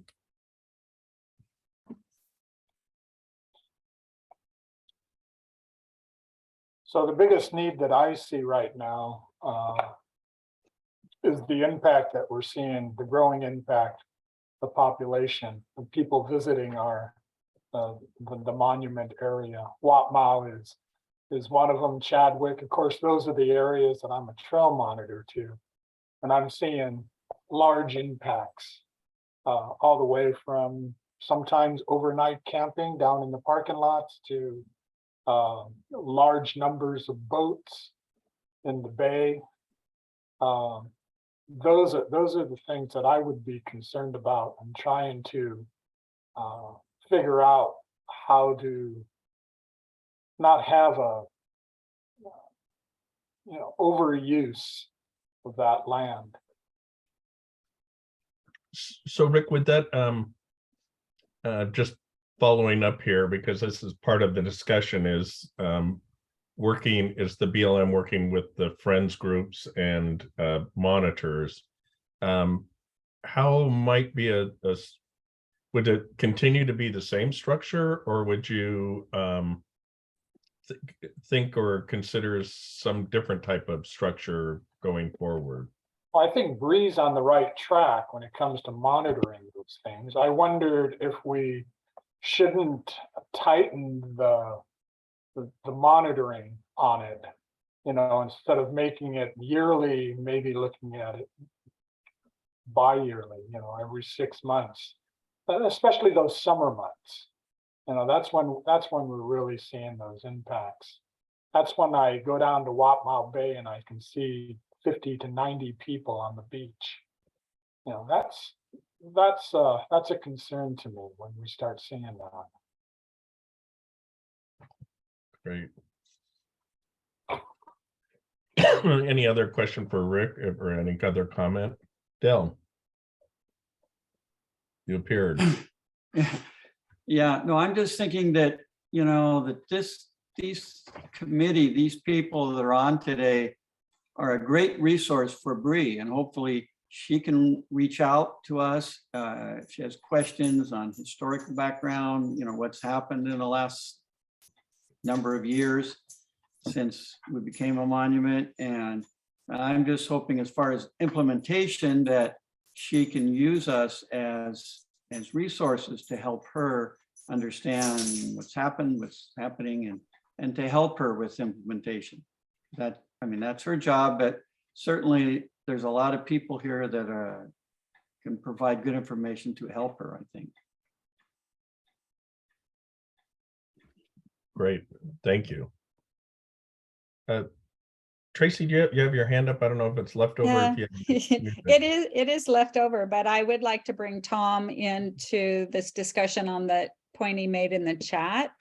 I think that's an excellent point to speak about. Oh, the chat lit up.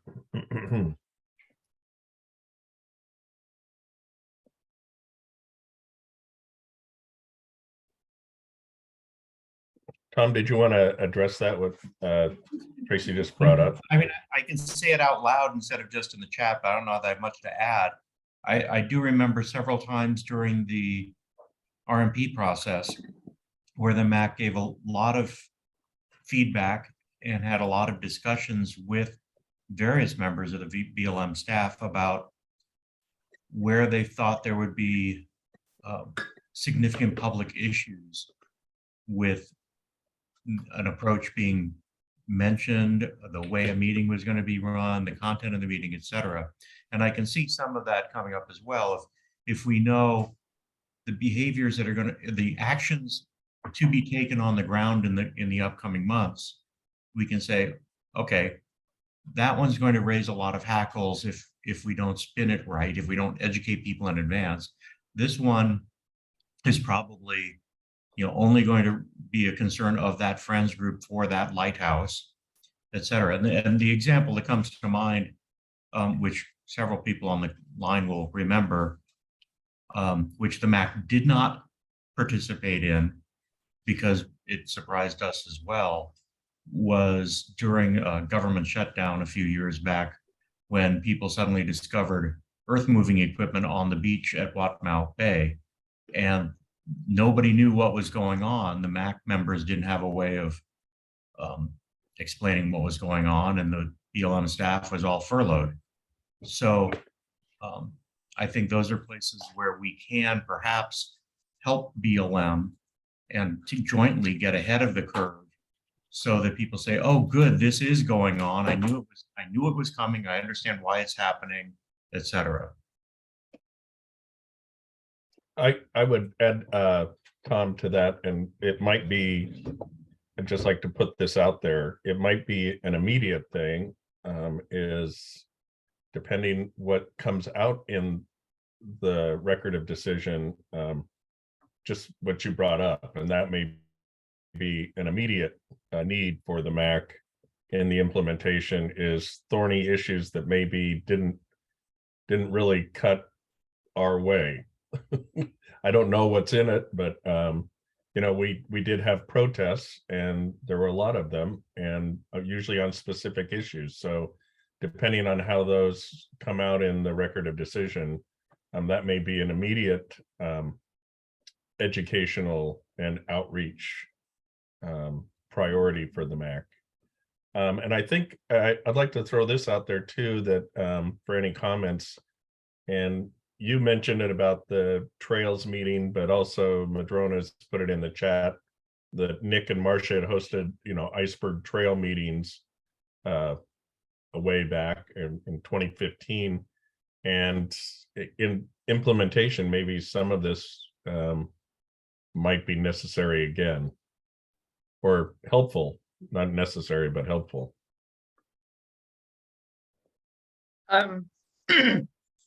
I just want to mention that just on the coattails of what Tom just said, that I think that what's been really useful every meeting for me is to realize that there's the record of decision and implementation is different, and implementation is very process oriented, and that it's been very helpful to get feedback from the BLM about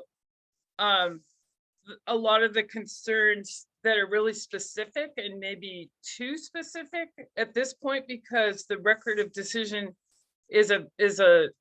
will be a leading document, but implementation has a lot of feedback in it. And I think it's best that we, as MAC members, remember that the implementation phase is going to be a lot of notification, and that there'll be plenty of ways to provide feedback in the implementation phase.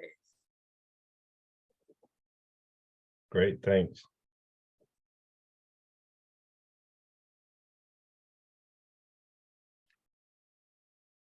Thank you, Genevieve. Do you have anything else? That you wanted to add to that? Not really, other than the work that I do. You see how much process there is in any kind of implementation of a project.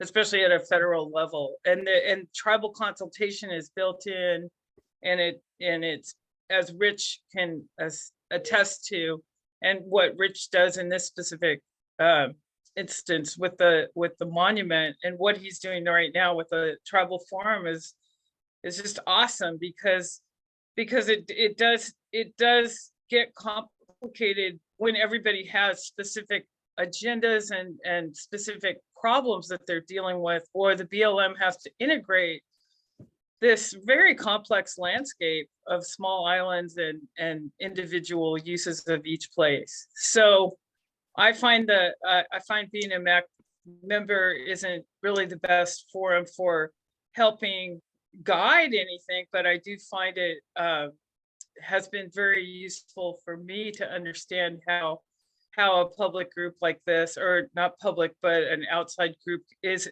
able to help the BLM and do this type of steering and help get organized and figure out all these little places that are just take a lifetime to get to know. So Yeah. I'll raise my hand here. Go ahead, Tracy. As we don't know when the ROD will be signed, but we certainly can anticipate, to Tom's point, the public's incredible need to learn as soon as possible what is in there and what has been taken out. And I would think that if we can not know the date, but if we could still schedule a BLM meeting where not just the MAC dissecting the new ROD and answer questions in the community, but immediately before we have a MAC meeting, before the public can start spreading rumors, that we have a full meeting on the ROD from BLM presenting that to the community. And hopefully then, as MAC members, we would attend that. Has there been any discussion on that, Bree?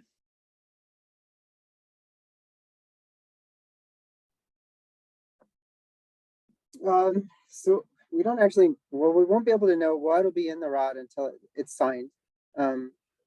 But as soon as it is finalized, I think having an open house is an awesome idea. And I think we could host a poster presentation open house to something like that for the community once the ROD comes out. Yeah. And then I mean, I love that idea, and that would be a great time too to probably help everyone understand, to Genevieve's point, like what implementation means, you know, what the ROD, what the resource management plan for the monument actually does, right? Because it's like the framework, but then we still have to go out and do the individual environmental analysis and outreach and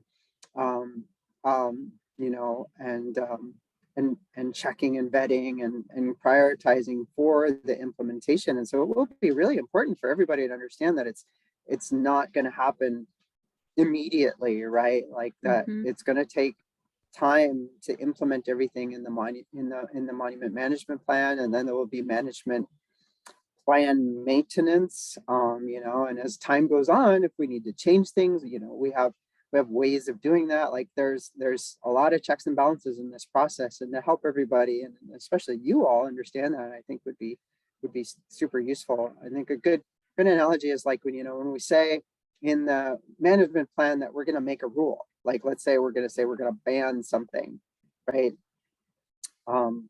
Just because the management plan is signed doesn't necessarily mean that thing is banned. We still have to do we have to write a Federal Register notice and write, you know, a supplemental rule that actually bans the thing, and that's like the step down process. So this is something that has, you know, confused a lot of folks, even internally. They say, well, it says in the management plan that you can't do this, and then we get the law enforcement folks coming back and saying, well, we can't enforce it because it isn't a supplemental rule that's been published in the Federal Register, and it is then posted, you know, on site. So yeah, so implementing all of this, you know, whatever the framework that comes out will be a process, and we'll definitely be including the community because, you know, when we do our planning, like the guidance is if we have something where we think there's going to be a large amount of public interest or that something's going to be controversial, that we do outreach. And, you know, and one of those ways that we do that is public meetings. You know, I think we can say that anything that happens in the monument, we have such a great engaged community of stewards here that there's going to be interest in whatever we do. So we'll be doing a lot of outreach for everything. And then Tom, your comment about you know, trails, definitely the ROD, you know, the step down plans for that will be travel and transportation management, which will include, actually, I don't know, probably of all of you don't know this, but we don't, you know, have any designated trails at this point. So regardless of what the RMP says, we'll be working with travel and transportation management and designating trails or you know, making decisions of where and when we want trails and all of those types of things. Then, you know, we'll have interpretation plans and sign plans and a lot of different things that we'll be working on. Kurt? Yeah, good points, Bree. A couple things, just clarify a little bit more. As part of the package that we submit, and I apologize, my camera is not working. I don't know what I did, but anyway. So as part of the package that we handed up, it does have a communication plan. So it has already a press release for the public, a press release to our tribal partners, a press release to our MAC members, all that sort of thing. So that's already built into the package. So if it can get signed, that stuff is already finalized at this point. Well, at least the draft. Obviously, it can change as time goes on. Getting to the travel management plan piece, Tom, what I can tell you is I know there are some things within the travel, within that ROD that we talk about where we would like to have trails. And I know there are some addendums that talk about it. However, what's happening as far as the agency goes, we cannot implement a travel management plan as part of a ROD. We've been appealed enough and lost enough lawsuits in essence that we have to do a separate planning process altogether. So that travel management plan will have to be pulled out and we'll have to have an entirely different NEPA analysis as part of it. So are there pieces though that will give us guidelines on that? The answer to that is yes. So for example, if we know there's a trail and there's something within the monument plan that says, look, you can't allow continued degradation at X or Y or something along that line, then that gives us the ability to possibly close down some of those maybe user created trails, those sorts of things, right? Or trails that we know are impacting some of the resources on the monument. So with that, there is one other piece that I'm going to kind of segue to that might help the discussion a little bit, but so I talked about the bipartisan infrastructure law, that sort of thing. So what I would suggest to folks is what I think we'll be able to do is I think Bree will be able to say, look, if we look at how much money is coming down for the bipartisan infrastructure law, and that has to do with reforestation, prescribed burning, that sort of thing. So there is a lot of money that's out there right now that's going to talk about that. So do we want to possibly put in for a job or a project or two that have to do with that restoration? And we know we could probably be very successful in trying to get that. So that's just one piece, right? So now another piece is the Great American Outdoors Act, which thus far has been very successful at trying to get recreation programs and recreation projects completed. So things that we've already done, I think on the Idaho side, but things like, do we want to pave a parking lot? Do we want to increase the size of a parking lot so somebody can turn around with their trailer? That sort of thing. And that's just, I know that's not really germane to the monument, but those sort of projects have been very successful in trying to get those through. So there are going to be different areas where we could try to get funding that we could try to put in a project or two. And then it's going to be up to us is where do we want to spend all our energy? I mean, because there's only one Bree. As much as we try to clone her, she won't let us. So my point being is we're going to have the ability to put in for different pots of money for different programs and try to get those implemented where they fit within the new approved ROD. I hope that makes a lot of sense.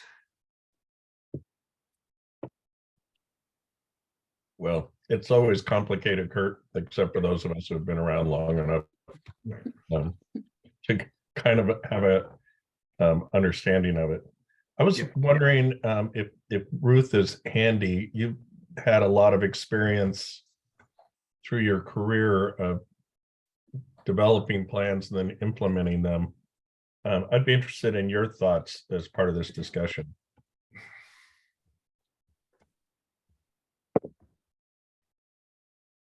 Okay, I'm unmuted.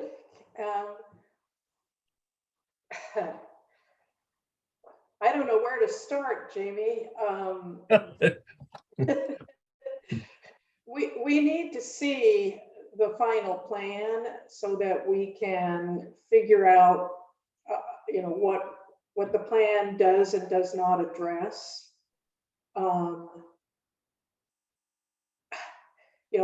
Planning can take over your life and take over the world. And so I think we want to be judicious about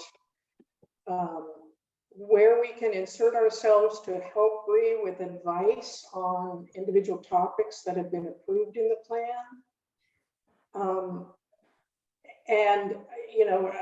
Kurt nailed it. Implementation takes money and staff. And so I guess I view our role as supporting applications for funds, if that's appropriate for us, and also supporting staff with basically our knowledge and ideas. And like I said, I'm at a bit of a loss until we get the RD and see what actually is going to happen there. Well, I can understand that part. Kurt, when you were mentioning some of that, and maybe Ruth, you're getting this, if there's funding, there might be a priority that needs to be taken care of right away.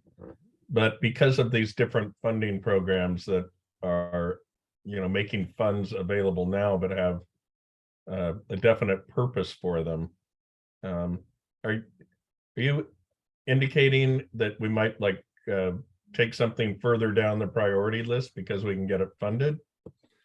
Maybe, Jamie. I mean, I think that's going to be something that's going to be up for discussion. I think we will probably try to handle that, Jamie, is I know Bree and I have reviewed the proposed ROD. So we have some ideas, some things that could possibly work. So what we'll do is we'll look at that with some of our staff and say, okay, where do we have capacity and where are we going to be most successful? And then what we'll do, Jamie, is we're going to come up with a wide variety of things. Like I said, there'll be some funding and some projects that we'll propose for this funding and that funding and the other one. And then what we'll probably do is rank those, right? I mean, we're going to have to come up with what we think is going to be most successful and why.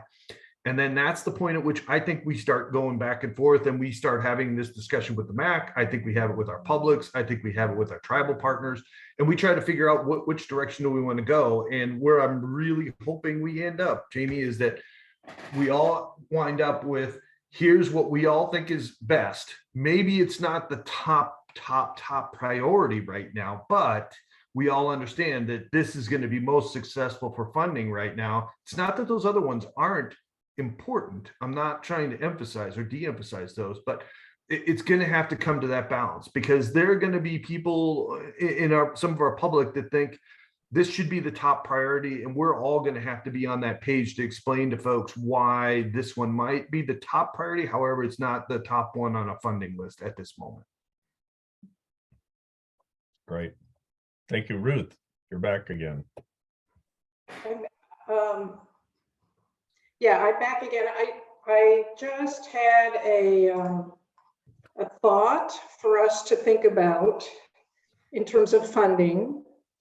The state has an ALEA grant, ALEA, and it funds volunteer activities. And it can pay for materials and tools and volunteer support, like maybe ferry tickets, that kind of thing. And it might be a really good way to engage volunteers and the public and get some work done on the monument. with an outside funding source that isn't federal and might be a little easier to get. And we'll have to look and see, I've lost track. It's basically the first year of a biennium, they allocate the most money to projects, and the projects can be for 1 year or 2. In the second year of the biennium, there's less money available. But that might be a way to jumpstart some of the projects. You know, I mean, it could be trail maintenance, it could be signage, it could even pay for monitors if the grant is structured right. Because I think what we all know we really need is a way to engage communities and advise the public of the dangers of loving a place to death, which is frankly one of my huge concerns. I think we all share with the monument is how do we positively direct the public so they can enjoy these places and not ruin them? Ruth, could you, you know, I've gotten so used to hearing about the ALEA grants, but for everybody else, could you say what that is? Oh, it's an acronym. I'll get Aquatic Lands Enhancement. What's that? And I can't remember what the last A is for. Yeah. What was it? Aquatic Lands Enhancement is ALEA. And maybe access at the end there. Well, we'll make that up. That could very well be it. Yeah.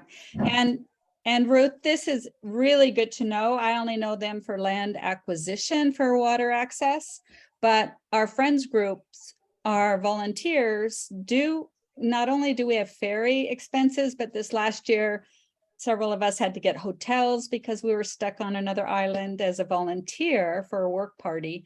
And I would love to get this information sooner than later and distribute that out to our friends groups that would very much like to get some extra funding. Right. I mean, hotels might be a little tricky. They, Well, yeah, I've heard that possibly ferries have a board for that, but for a ferry fare to get a docent over to Peytos costs $31 for the ferry. So if we could get some of those funds, that could be an excellent way to keep our volunteers happy, as well as tools, supplies, and so forth. right. And signage, weed control. Yeah, I sat on that committee for, I don't know, 20 years. And so, and of course the committee members change and priorities change with the values they see. But what I love about it is that it engages volunteers. And volunteers, as we all know, once they work on a project, they become owners and stewards. And you know, it's a great way to just extend capacity. So Great.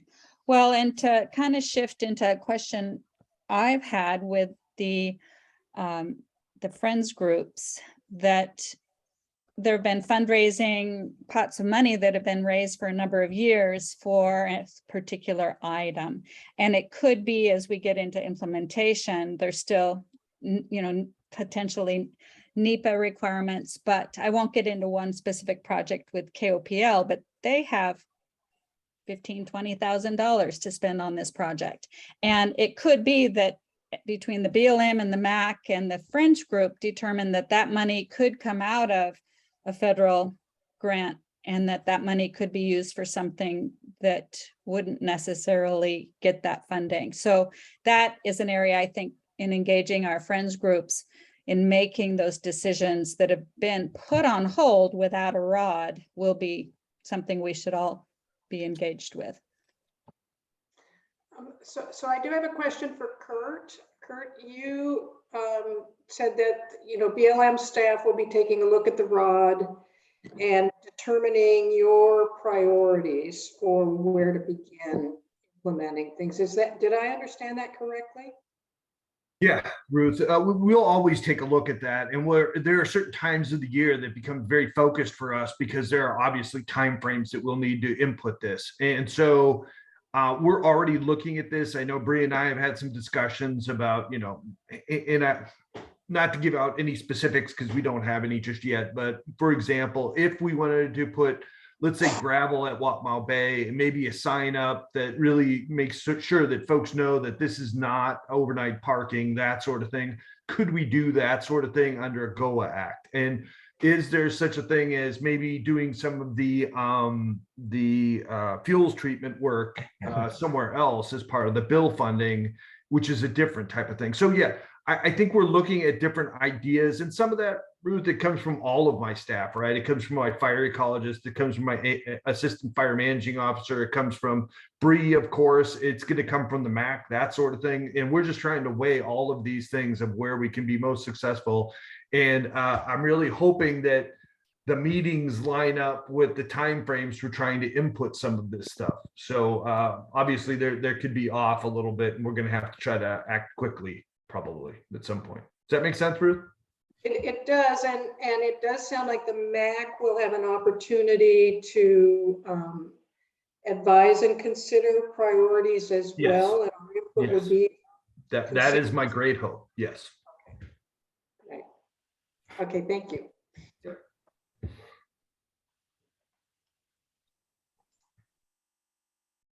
I had a question, if he's handy and available, but Jay Havner, are you available? I have a question for you.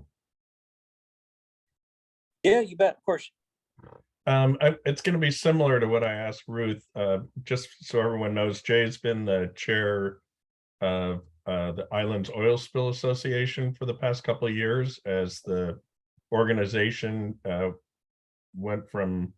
totally rebooted itself and went from zero to back to operating. And so several of these questions have applied to, one thing was getting it off the ground, and another thing on starting to build the organization. So as we pivot, Jay, I know you're relatively new to this group, but I'd just be interested in some of your thoughts in doing our pivoting.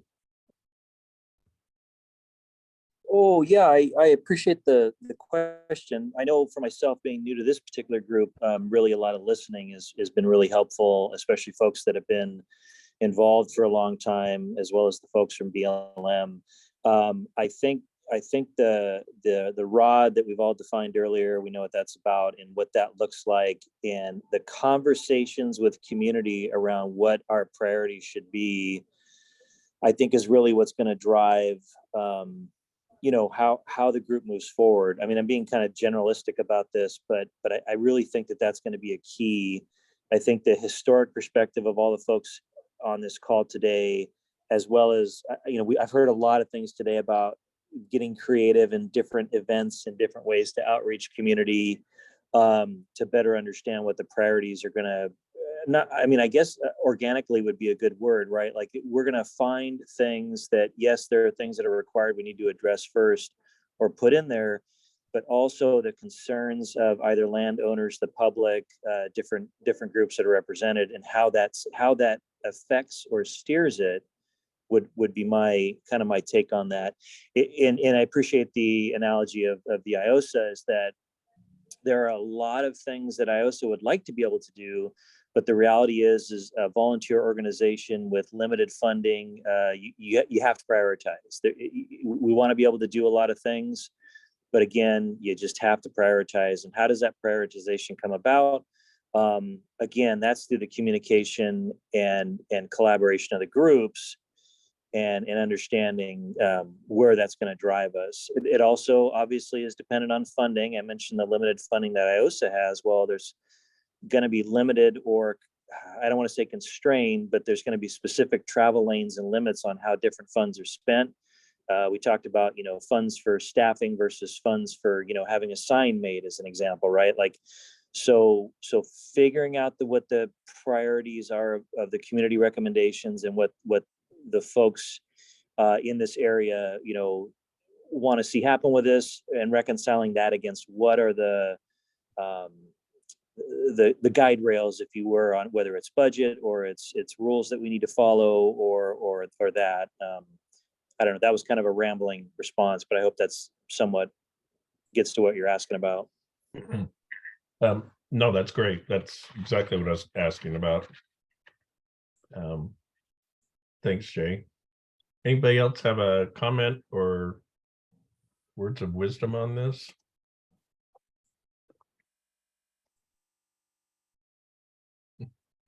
I appreciate everybody.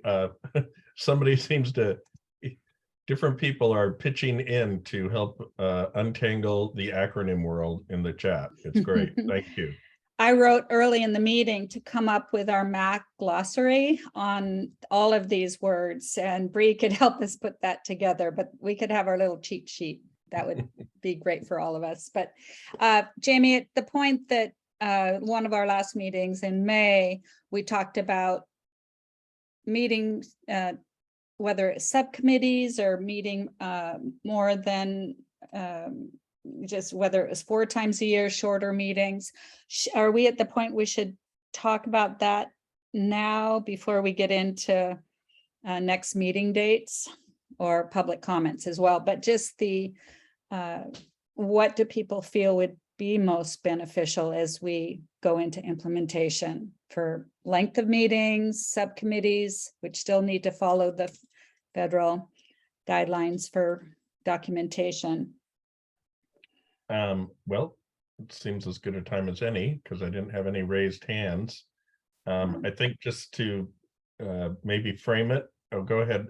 Well, I'm going to, before I call on Tom,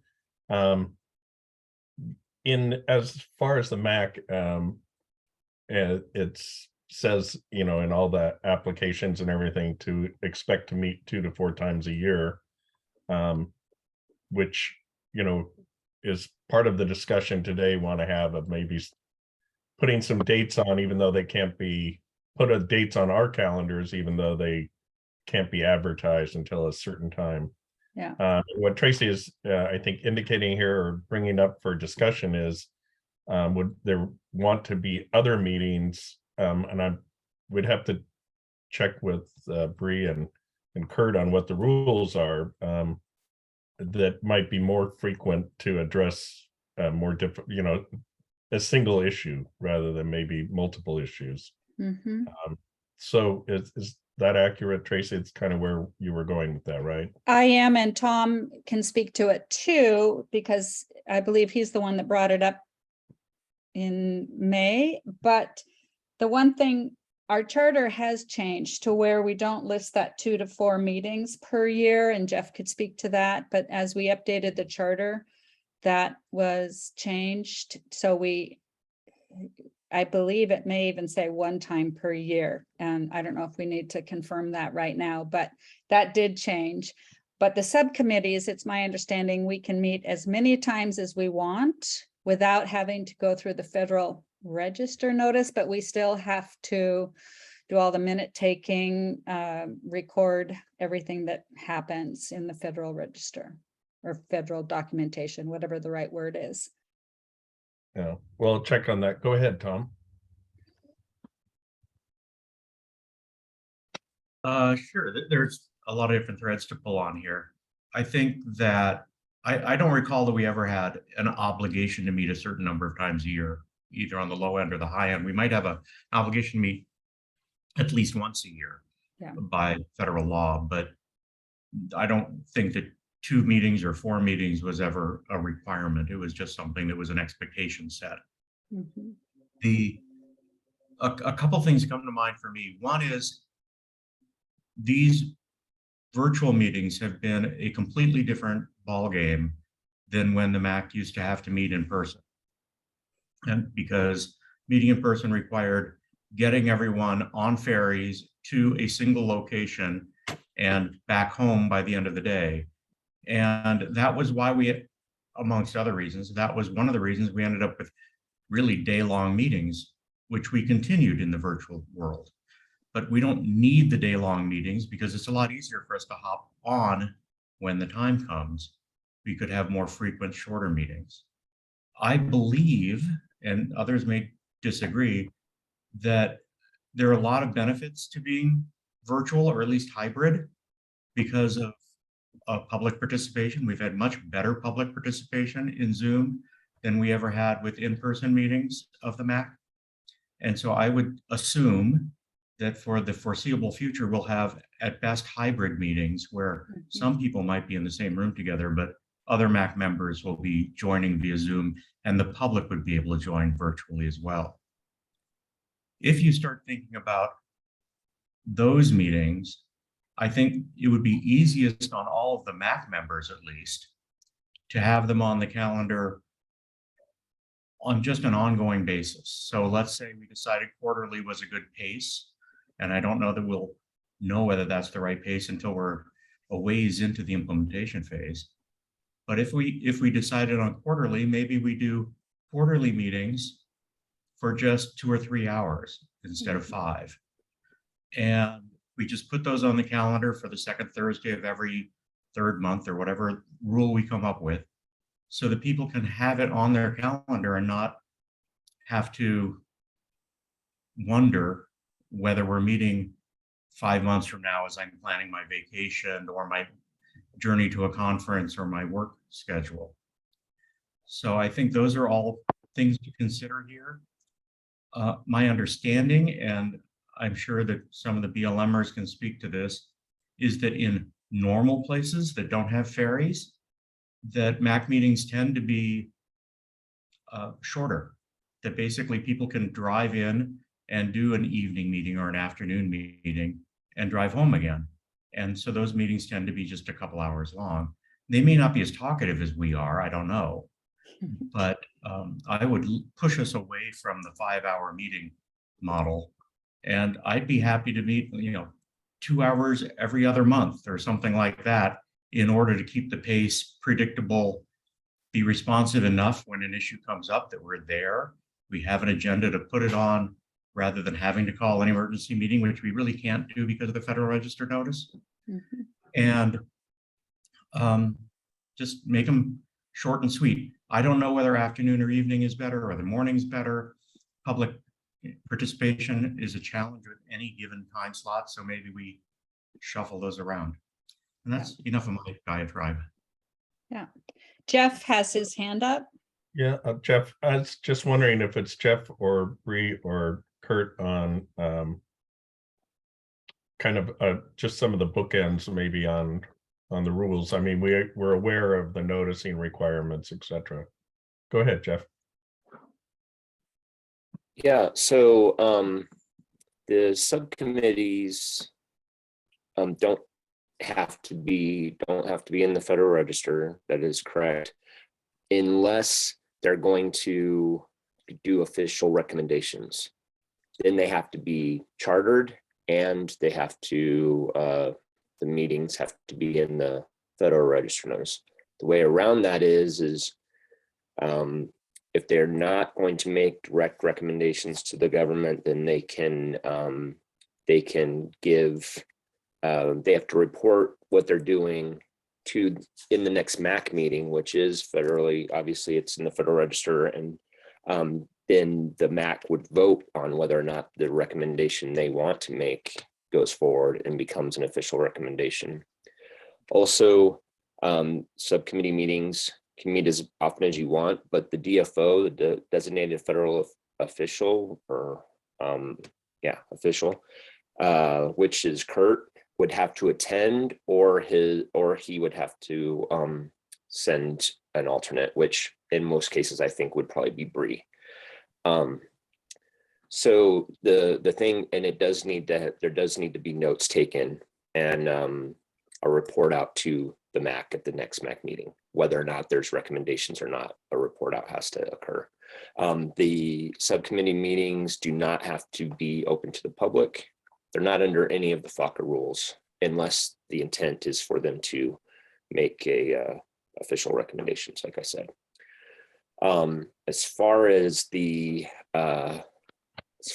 meeting, like shorter meetings, so typically pre-COVID, all Resource Advisory Council and advisory committee meetings they were typically a full day. They were sometimes even 2 days because there usually was a field trip component to it as well.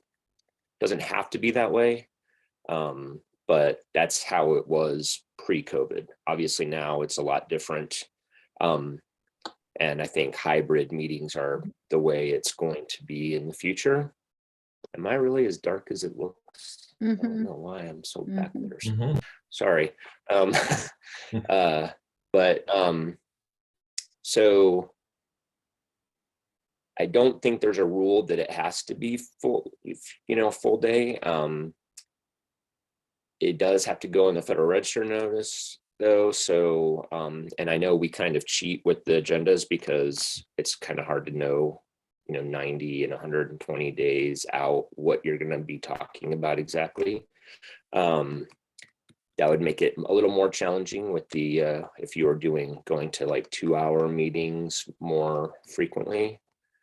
But I have to check for sure, but I don't believe that there's a limit to how many you can't. We might not be able to meet more than 4 times a year, but I'll have to check that. However, the subcommittees, like I said, they could meet as often as they want to, and so those could easily be scheduled kind of the way that Tom was mentioning. Like you just know that there's a subcommittee meeting every, the 3rd Thursday of every other month or something, however you wanted to do it. Yeah. But I will have to get back to you on the limit of meetings if there is such a thing or not. Well, we do know we could still put in for 2 meetings at a time. We can't put in for 4 meetings. We could hold dates amongst ourselves, but so yeah, it does seem that we could potentially be putting in for 4 meetings. We put in for 2 and then we put in for 2 more. Do the math.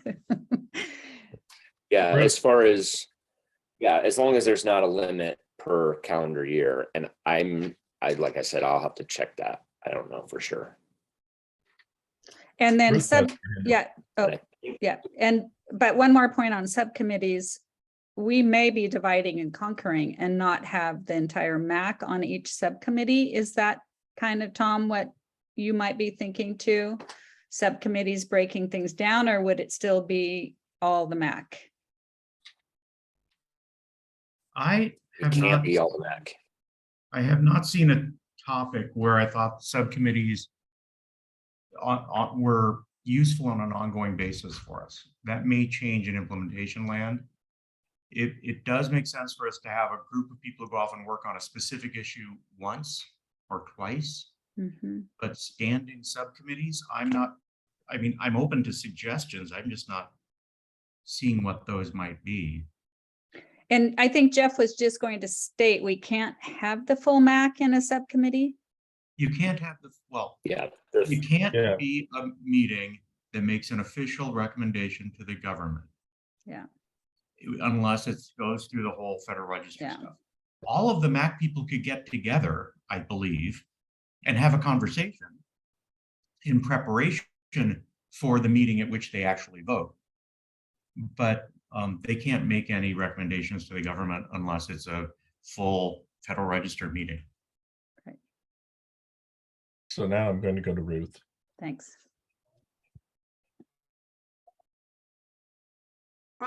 Thanks. I'm still I'm trying to understand the subcommittee, Jeff. The entire MAC could meet, call themselves a subcommittee, and just not make any formal recommendations, or if the entire MAC meets and calls itself a subcommittee, can that not happen? What's the limit of participants in a subcommittee? So it's not spelled out, but so you technically can do this, but it's not what the intent of subcommittees are. And it doesn't matter what you call them. It can be working group, task force, whatever. I mean, you can call it whatever cool thing you want to call it. Doesn't matter. But the the whole idea is exactly what Tom was talking about, is that, you know, a smaller group tackles a certain project or a certain thing. Like, for example, you know, you get talking about travel management and trails and stuff. That could be a subcommittee, you know, and they get together as often as they want to, and they talk about the different things and maybe prioritize and stuff. So the only rule that it's a little bit challenging is that the DFO, so either Kurt or whoever he appoints to be the DFO for the subcommittees or whatever, has to attend. So Bree or something, so it'd also be their schedule as well, not just the subcommittee schedule, if that makes sense. So just to point out, as Genevieve put in the chat, which everyone can see, is having a conversation as a full MAC, and Tom agrees, and I, having served a couple of terms before my current one, I don't know of anything that, I agree, I don't know of anything that has required that much fleshing out that we couldn't do it as a group. Anyway, Jay Havner has his hand up. Yeah, hi, thanks.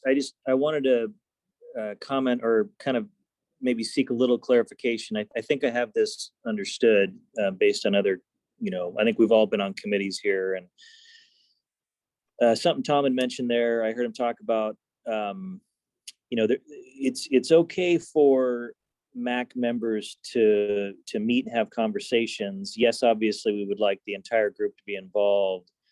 There's also the conversation about subcommittees and structures and things, but a nugget that I kind of heard in there, I want to clarify, make sure I've got this straight, is that obviously there can be conversations and discussions about things going on. It's the threshold of taking action, taking a stance, quote unquote, making a decision. That's where it needs to go through the actual meeting notification and request for meeting process. And I'm assuming that's because we want that open transparency to the public, and we want to make sure there's room for public comment and those appropriate things. Is that what I'm kind of hearing there? I just want to clarify that piece, because I think we need to figure out, there are going to be a lot of things that we're going to need to have conversations around. And if we can only submit for 2 meetings, quote unquote, official meetings at a time, which include the advertising process, which include public comment, which are all great and appropriate, and I fully support that. But we also need to find that space where actually we can engage in research, conversations, work, subcommittee work, that is then brought forward to the larger group to then get the public input and comment and BLM involvement. Is that accurate? I think everything that you said is accurate. I'm sorry. No, go ahead, Jeff. It'd be better if it's coming from you.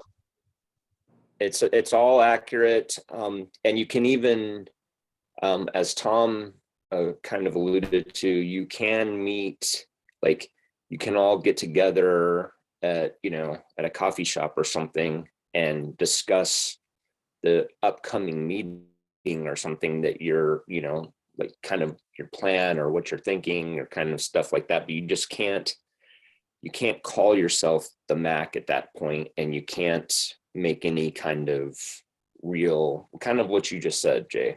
Basically, you can't, because the whole idea is that the MAC meeting is a public meeting, and so you can't be making decisions and coming up with recommendations, even though you haven't made one yet, outside of that, because you know, it's supposed to have full transparency. The public is supposed to kind of see some of that process and like how you came up with that, if that makes sense. Yeah, absolutely. No, I appreciate that. I just want to make sure we're, you know, because I think there might be some concern or confusions around it and what a process looks like. And there's that balance of, you know, making forward progress in conversations, research, et cetera, and be able to bring that forward to an open meeting versus, okay, we can only do work when the full MAC is present and all, we're in an official quote unquote process.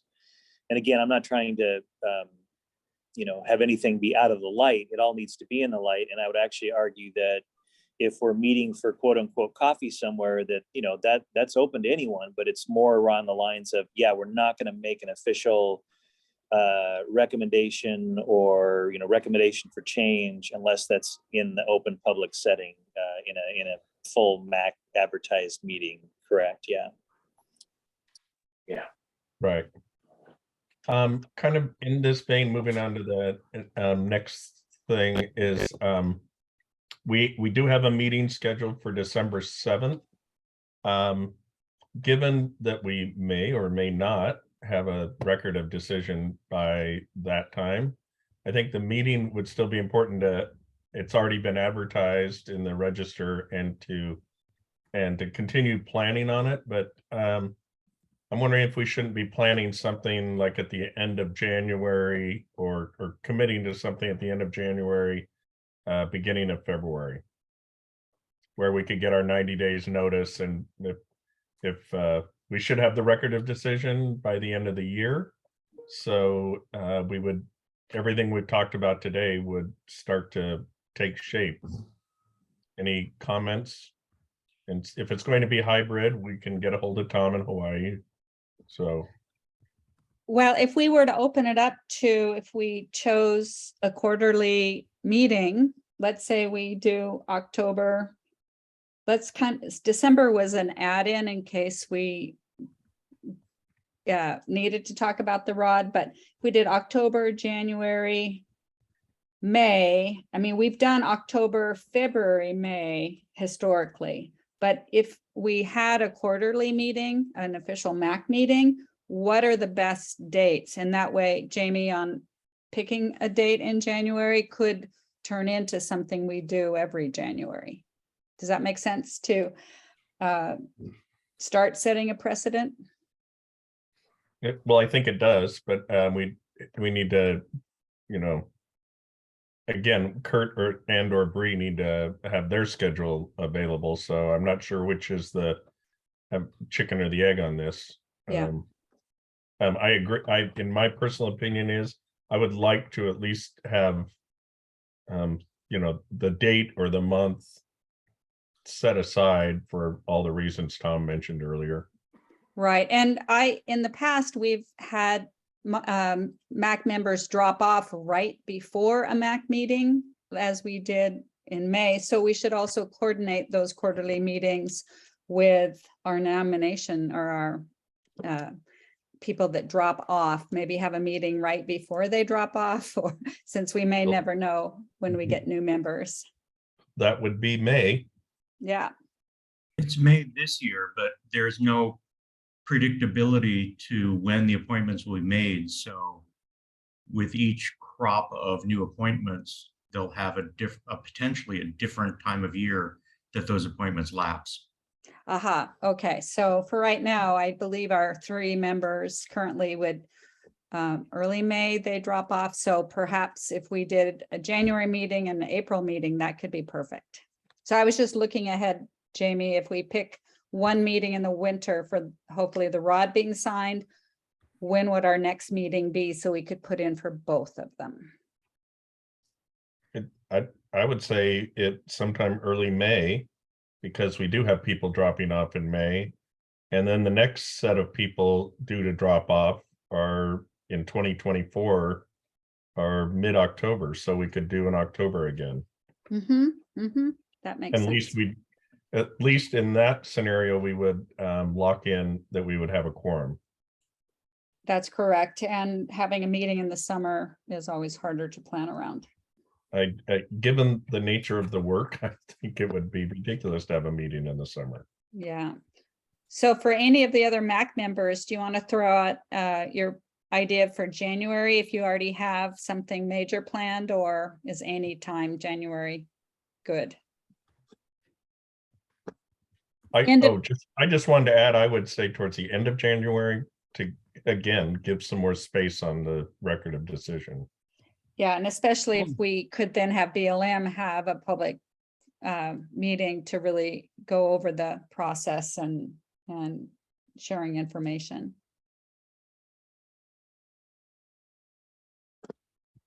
Anyway, I'll go back to Tracy's question. If anybody else has any ideas of what or opposition on what their schedule looks like for later in January. Right, and I know when I put out for this meeting that Sam, there was sometimes someone has a conflict on a Wednesday or a Thursday. Through the last years that I've known, we've had the meetings on Wednesday. And so I think if we hold a date right now, Jamie, we can do a poll around and make sure day of the week is also considered. But I've just pulled open a calendar and February 1st is sort of the end of January, but it's Wednesday, February 1st. I don't have my calendar open, but maybe the best thing to do would be to just put a poll out in that time frame.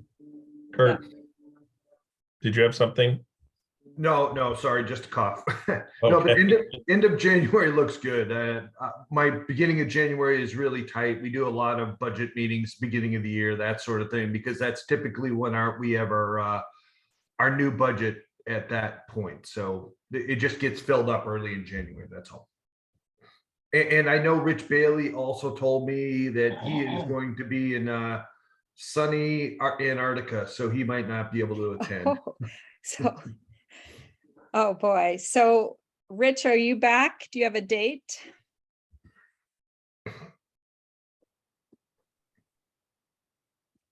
Hi, Tracy. I will be in Antarctica the last 2 weeks of January. Great.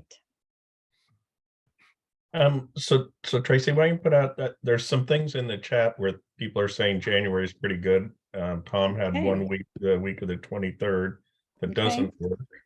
So maybe if you could put out a doodle poll to the members and the BLM Okay. at the end of January, first part of February, and when we get that day and time or day and date that you're looking for. Great. And Tom, you can help me on that. I know you've done doodle polls before, so another new thing I could learn. Oh, I thought you had done them. Sorry, didn't mean to assign you No, something. I just do the old fashioned method of email, dates. Okay, yes, no. And if you don't respond, I figure you're available for all the dates. Yeah. So that would take care of that. And I'm wondering, do we have to wait until 12:30 for public comment, or can we start it early? Is there some rule on that, Jeff or Kurt? So technically it's supposed to start when it's advertised, but I think everyone is in attendance and it'll still be happening. The only thing is if there's not any comments or there's not enough comments, we have to continue it into 12:30. That's the main key, is that there still has to be an opportunity for someone to join and speak. Okay, And that's and what I was thinking in my mind. yeah, and can I ask, I know we had one written public comment sent in to Jeff. Were there any others that we could even get a jump on those? Well, I've got one that was sent, and if she's still on the call, maybe she'll want to say it anyway, is no, she's gone. Anyway, I got a note in the discussion about the state parks have been very helpful to getting Bree around to the islands. And the question from Rhea Miller was, why doesn't the monument or the BLM have a boat that would enable, at least in the summertime, enable you to be able to get around? And I know in public comment you don't have to respond, but I'm just wondering if you want to respond, Bree. I want a boat.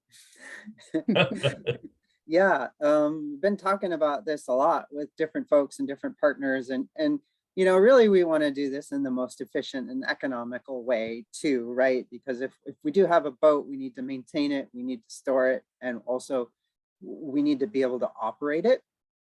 We will probably be putting our full-time staff through the motorboat operators course that the Department of Interior has.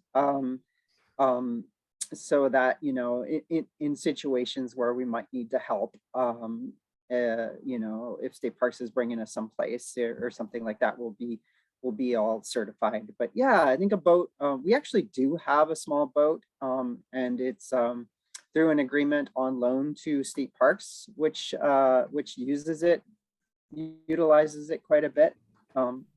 But I think, yeah, at some point we're probably going to need one so that, you know, we can really be effective at moving around and not be held hostage to the ferries for a lot of things. So it's on my wish list for sure. But there's other ways we might manage this too. You know, for example, we could enter into an agreement with State Parks where we might be able to check out their boats and use them, or you know, with another partner group like that, and then share in the maintenance costs. So there's just, you know, yeah, there's challenges, and we want to make sure too that we're not going to have something that's just going to sit and rot and not get used. So we want to make sure we have a need. And thank you, Kurt. Kurt is supportive. We just need to find the funds, you know. So yeah, I'm pretty confident we'll be able to do that in the long term. That's a manager answer. Okay, so we're going to take public comment. Typically, we don't respond to the public comment time, but I will open it up.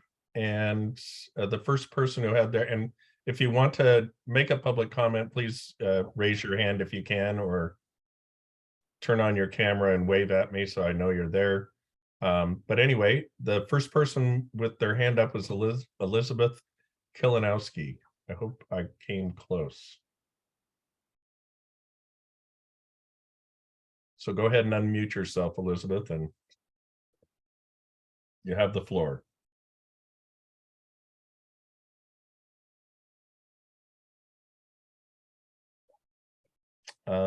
You show unmuted, but we are not hearing you.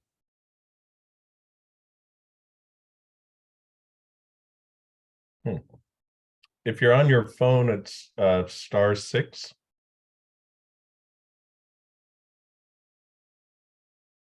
On my screen, it's showing that you are unmuted. And I don't know, unless Jeff knows any magic that he can do.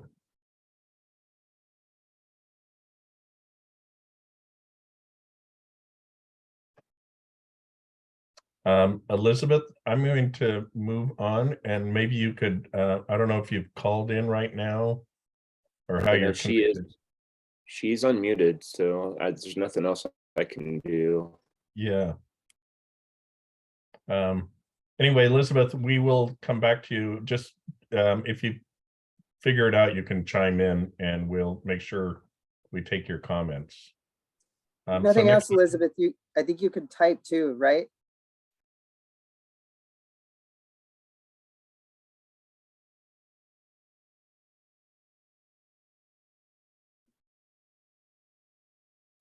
What was that, Bree? Just typing in or typing in? Oh, yeah, I did see that she that they put in a comment, was able to, so. Okay, thank you. And thank you.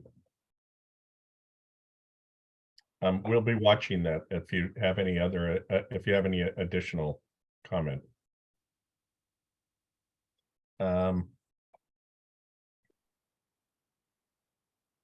So Russell is next. Thank you. Hopefully I am coming through.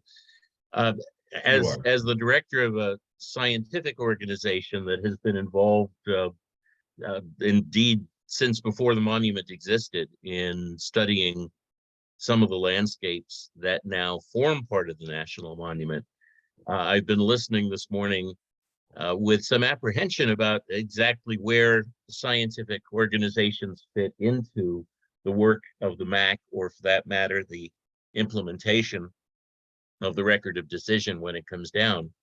I wanted to underscore that the proclamation establishing the national monument makes it a unit of the National Landscape Conservation System.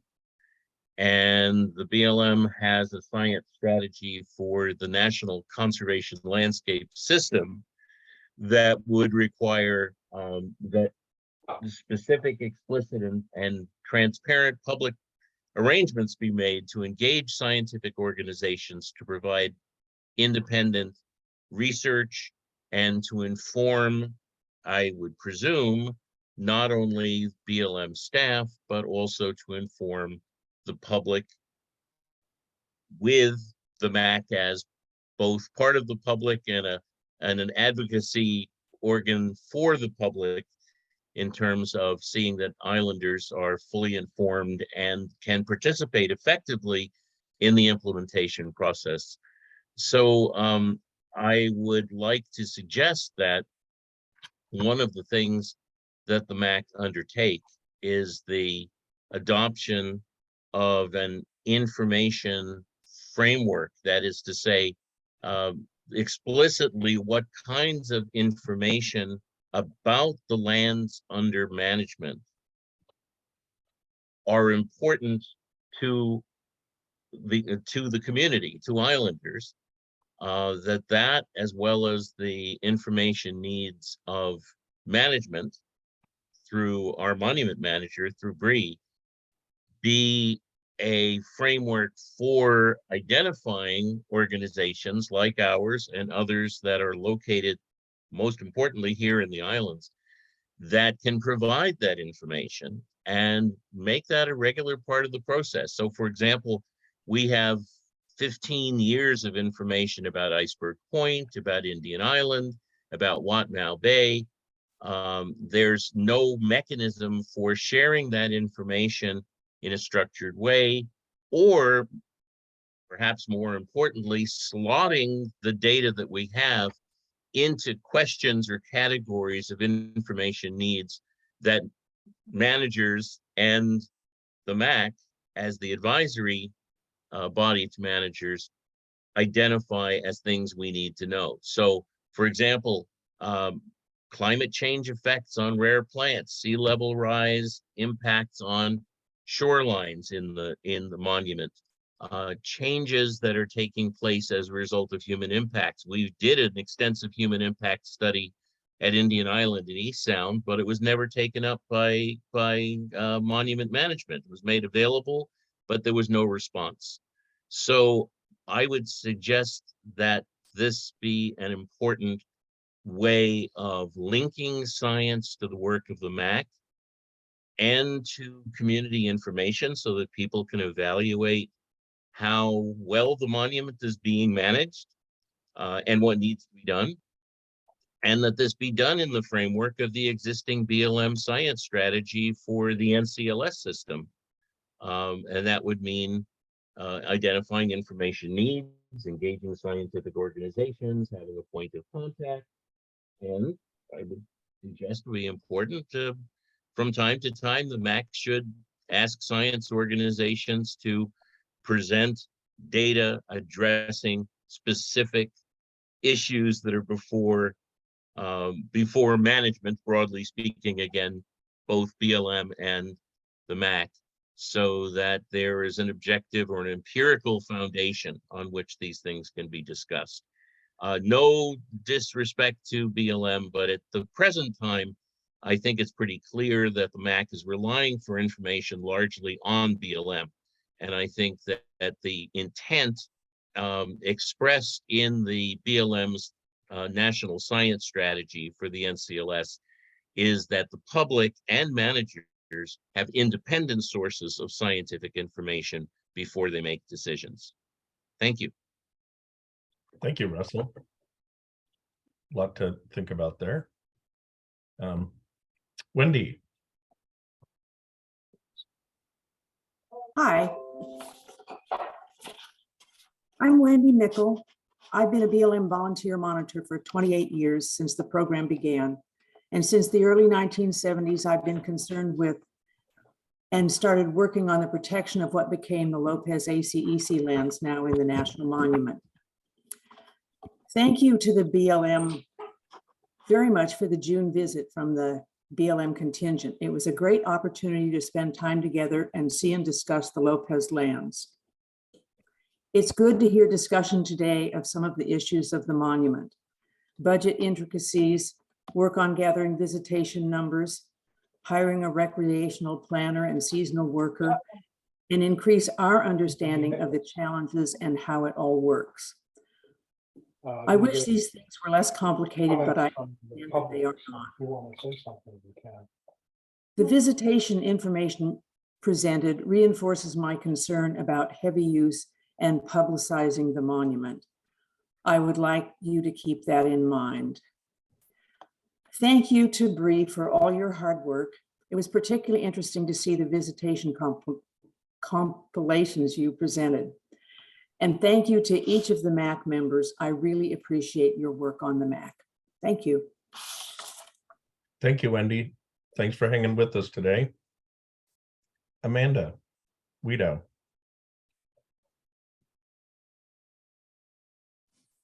Okay. Hi, everyone. I'm Amanda Guido. I work for the San Juan County Land Bank as the Lopez Island Preserve Steward. And I have to say, I missed the whole entire first part of your meeting. So this information might have already been shared, but the Land Bank recently released a draft interim plan for the Watmau addition, which is also the Higgins property. It's open for public comment through the 10th, October 10th, Monday. And I've shared it with Bree. I just wanted to share the information with everyone so they know it's available. And we have described the potential resale to the BLM in that plan. So perhaps review that for accuracy. And if you have any other comments about that property.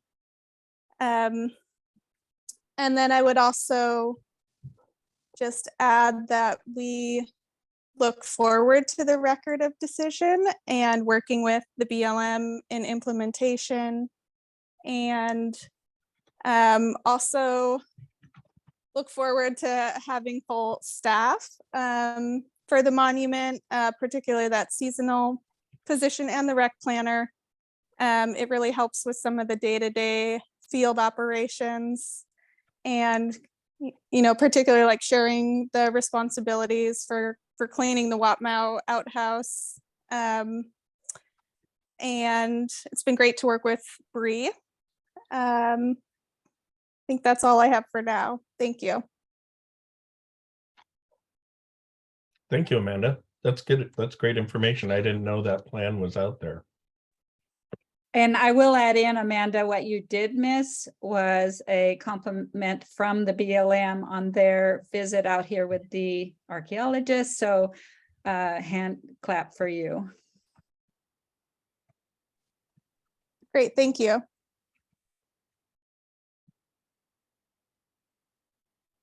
Okay. Jeff has his hand up, which thank you, Jeff.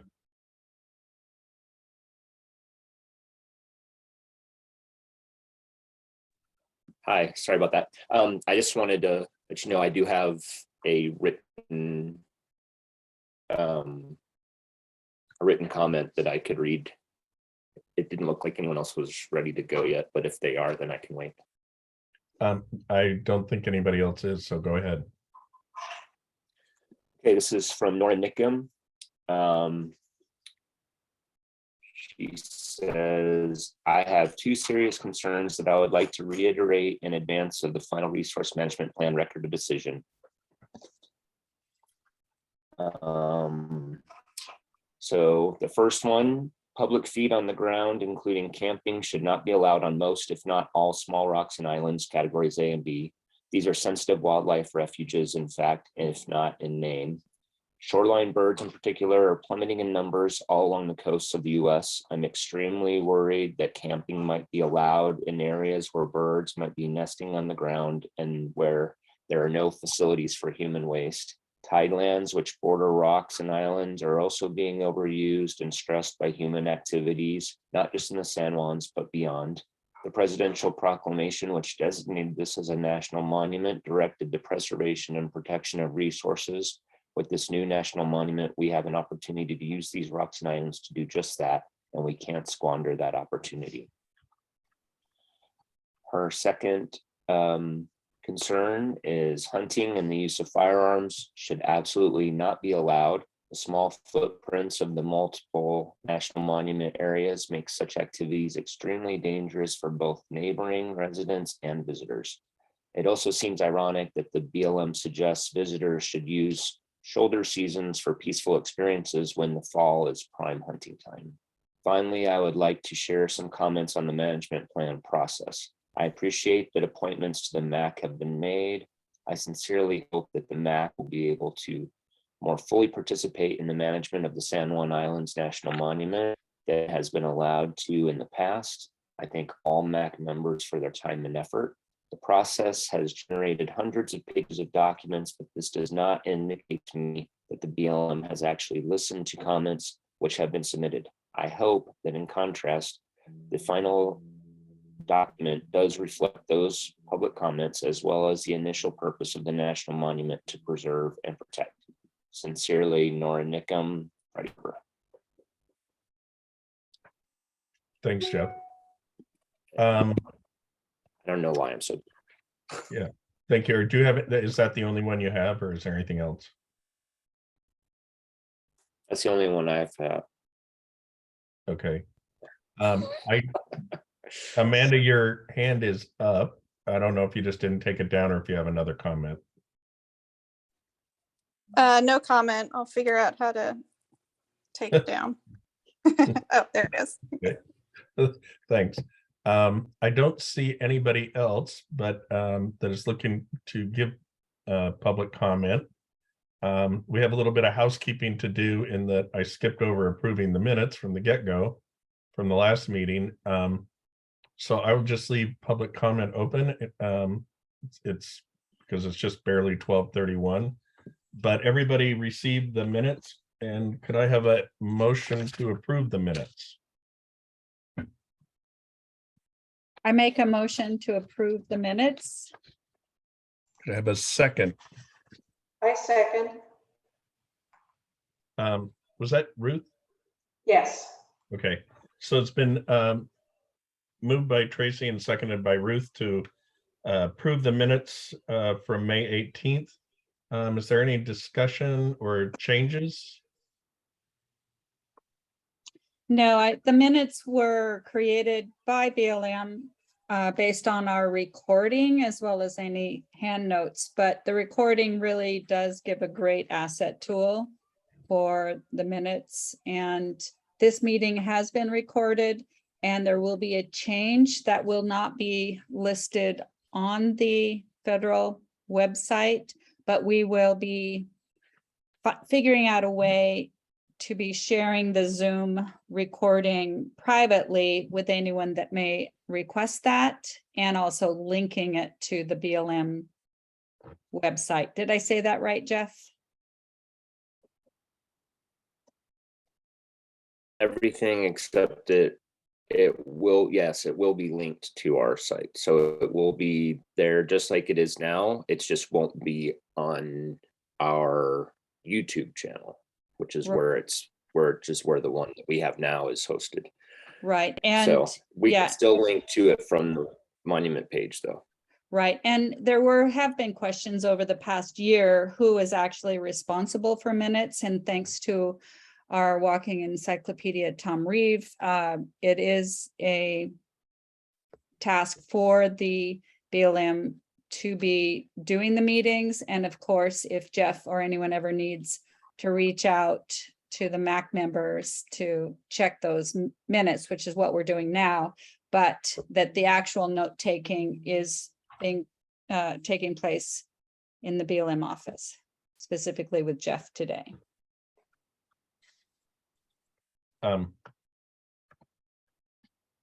Okay, if there's no further discussion, all those, I'm going to do it the Zoom way that I have learned that seems to easier.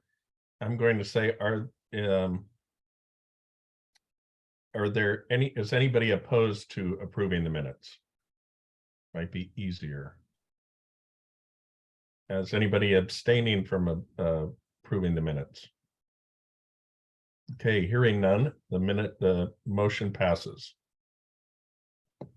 And I don't see anybody who's joined that's new, or if anybody has joined that I'm missing and wishes to give public comment, please raise your hand. Did Elizabeth rejoin, Jamie? Elizabeth. Yeah, she is still on the line, but I don't believe she logged off and logged back on. Well, we'll see what she wants to do. Elizabeth, do you want to try, or on our end, you're still showing unmuted?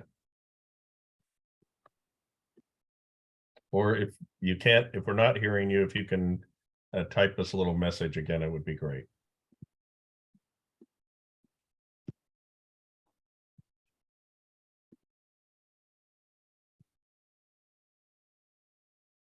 Okay, not seeing either one. Yeah, she's stating she doesn't need to comment on the chat. Oh, there it is. Okay. Well, is there anything else from anyone before we adjourn? Anybody have any last comments or thoughts?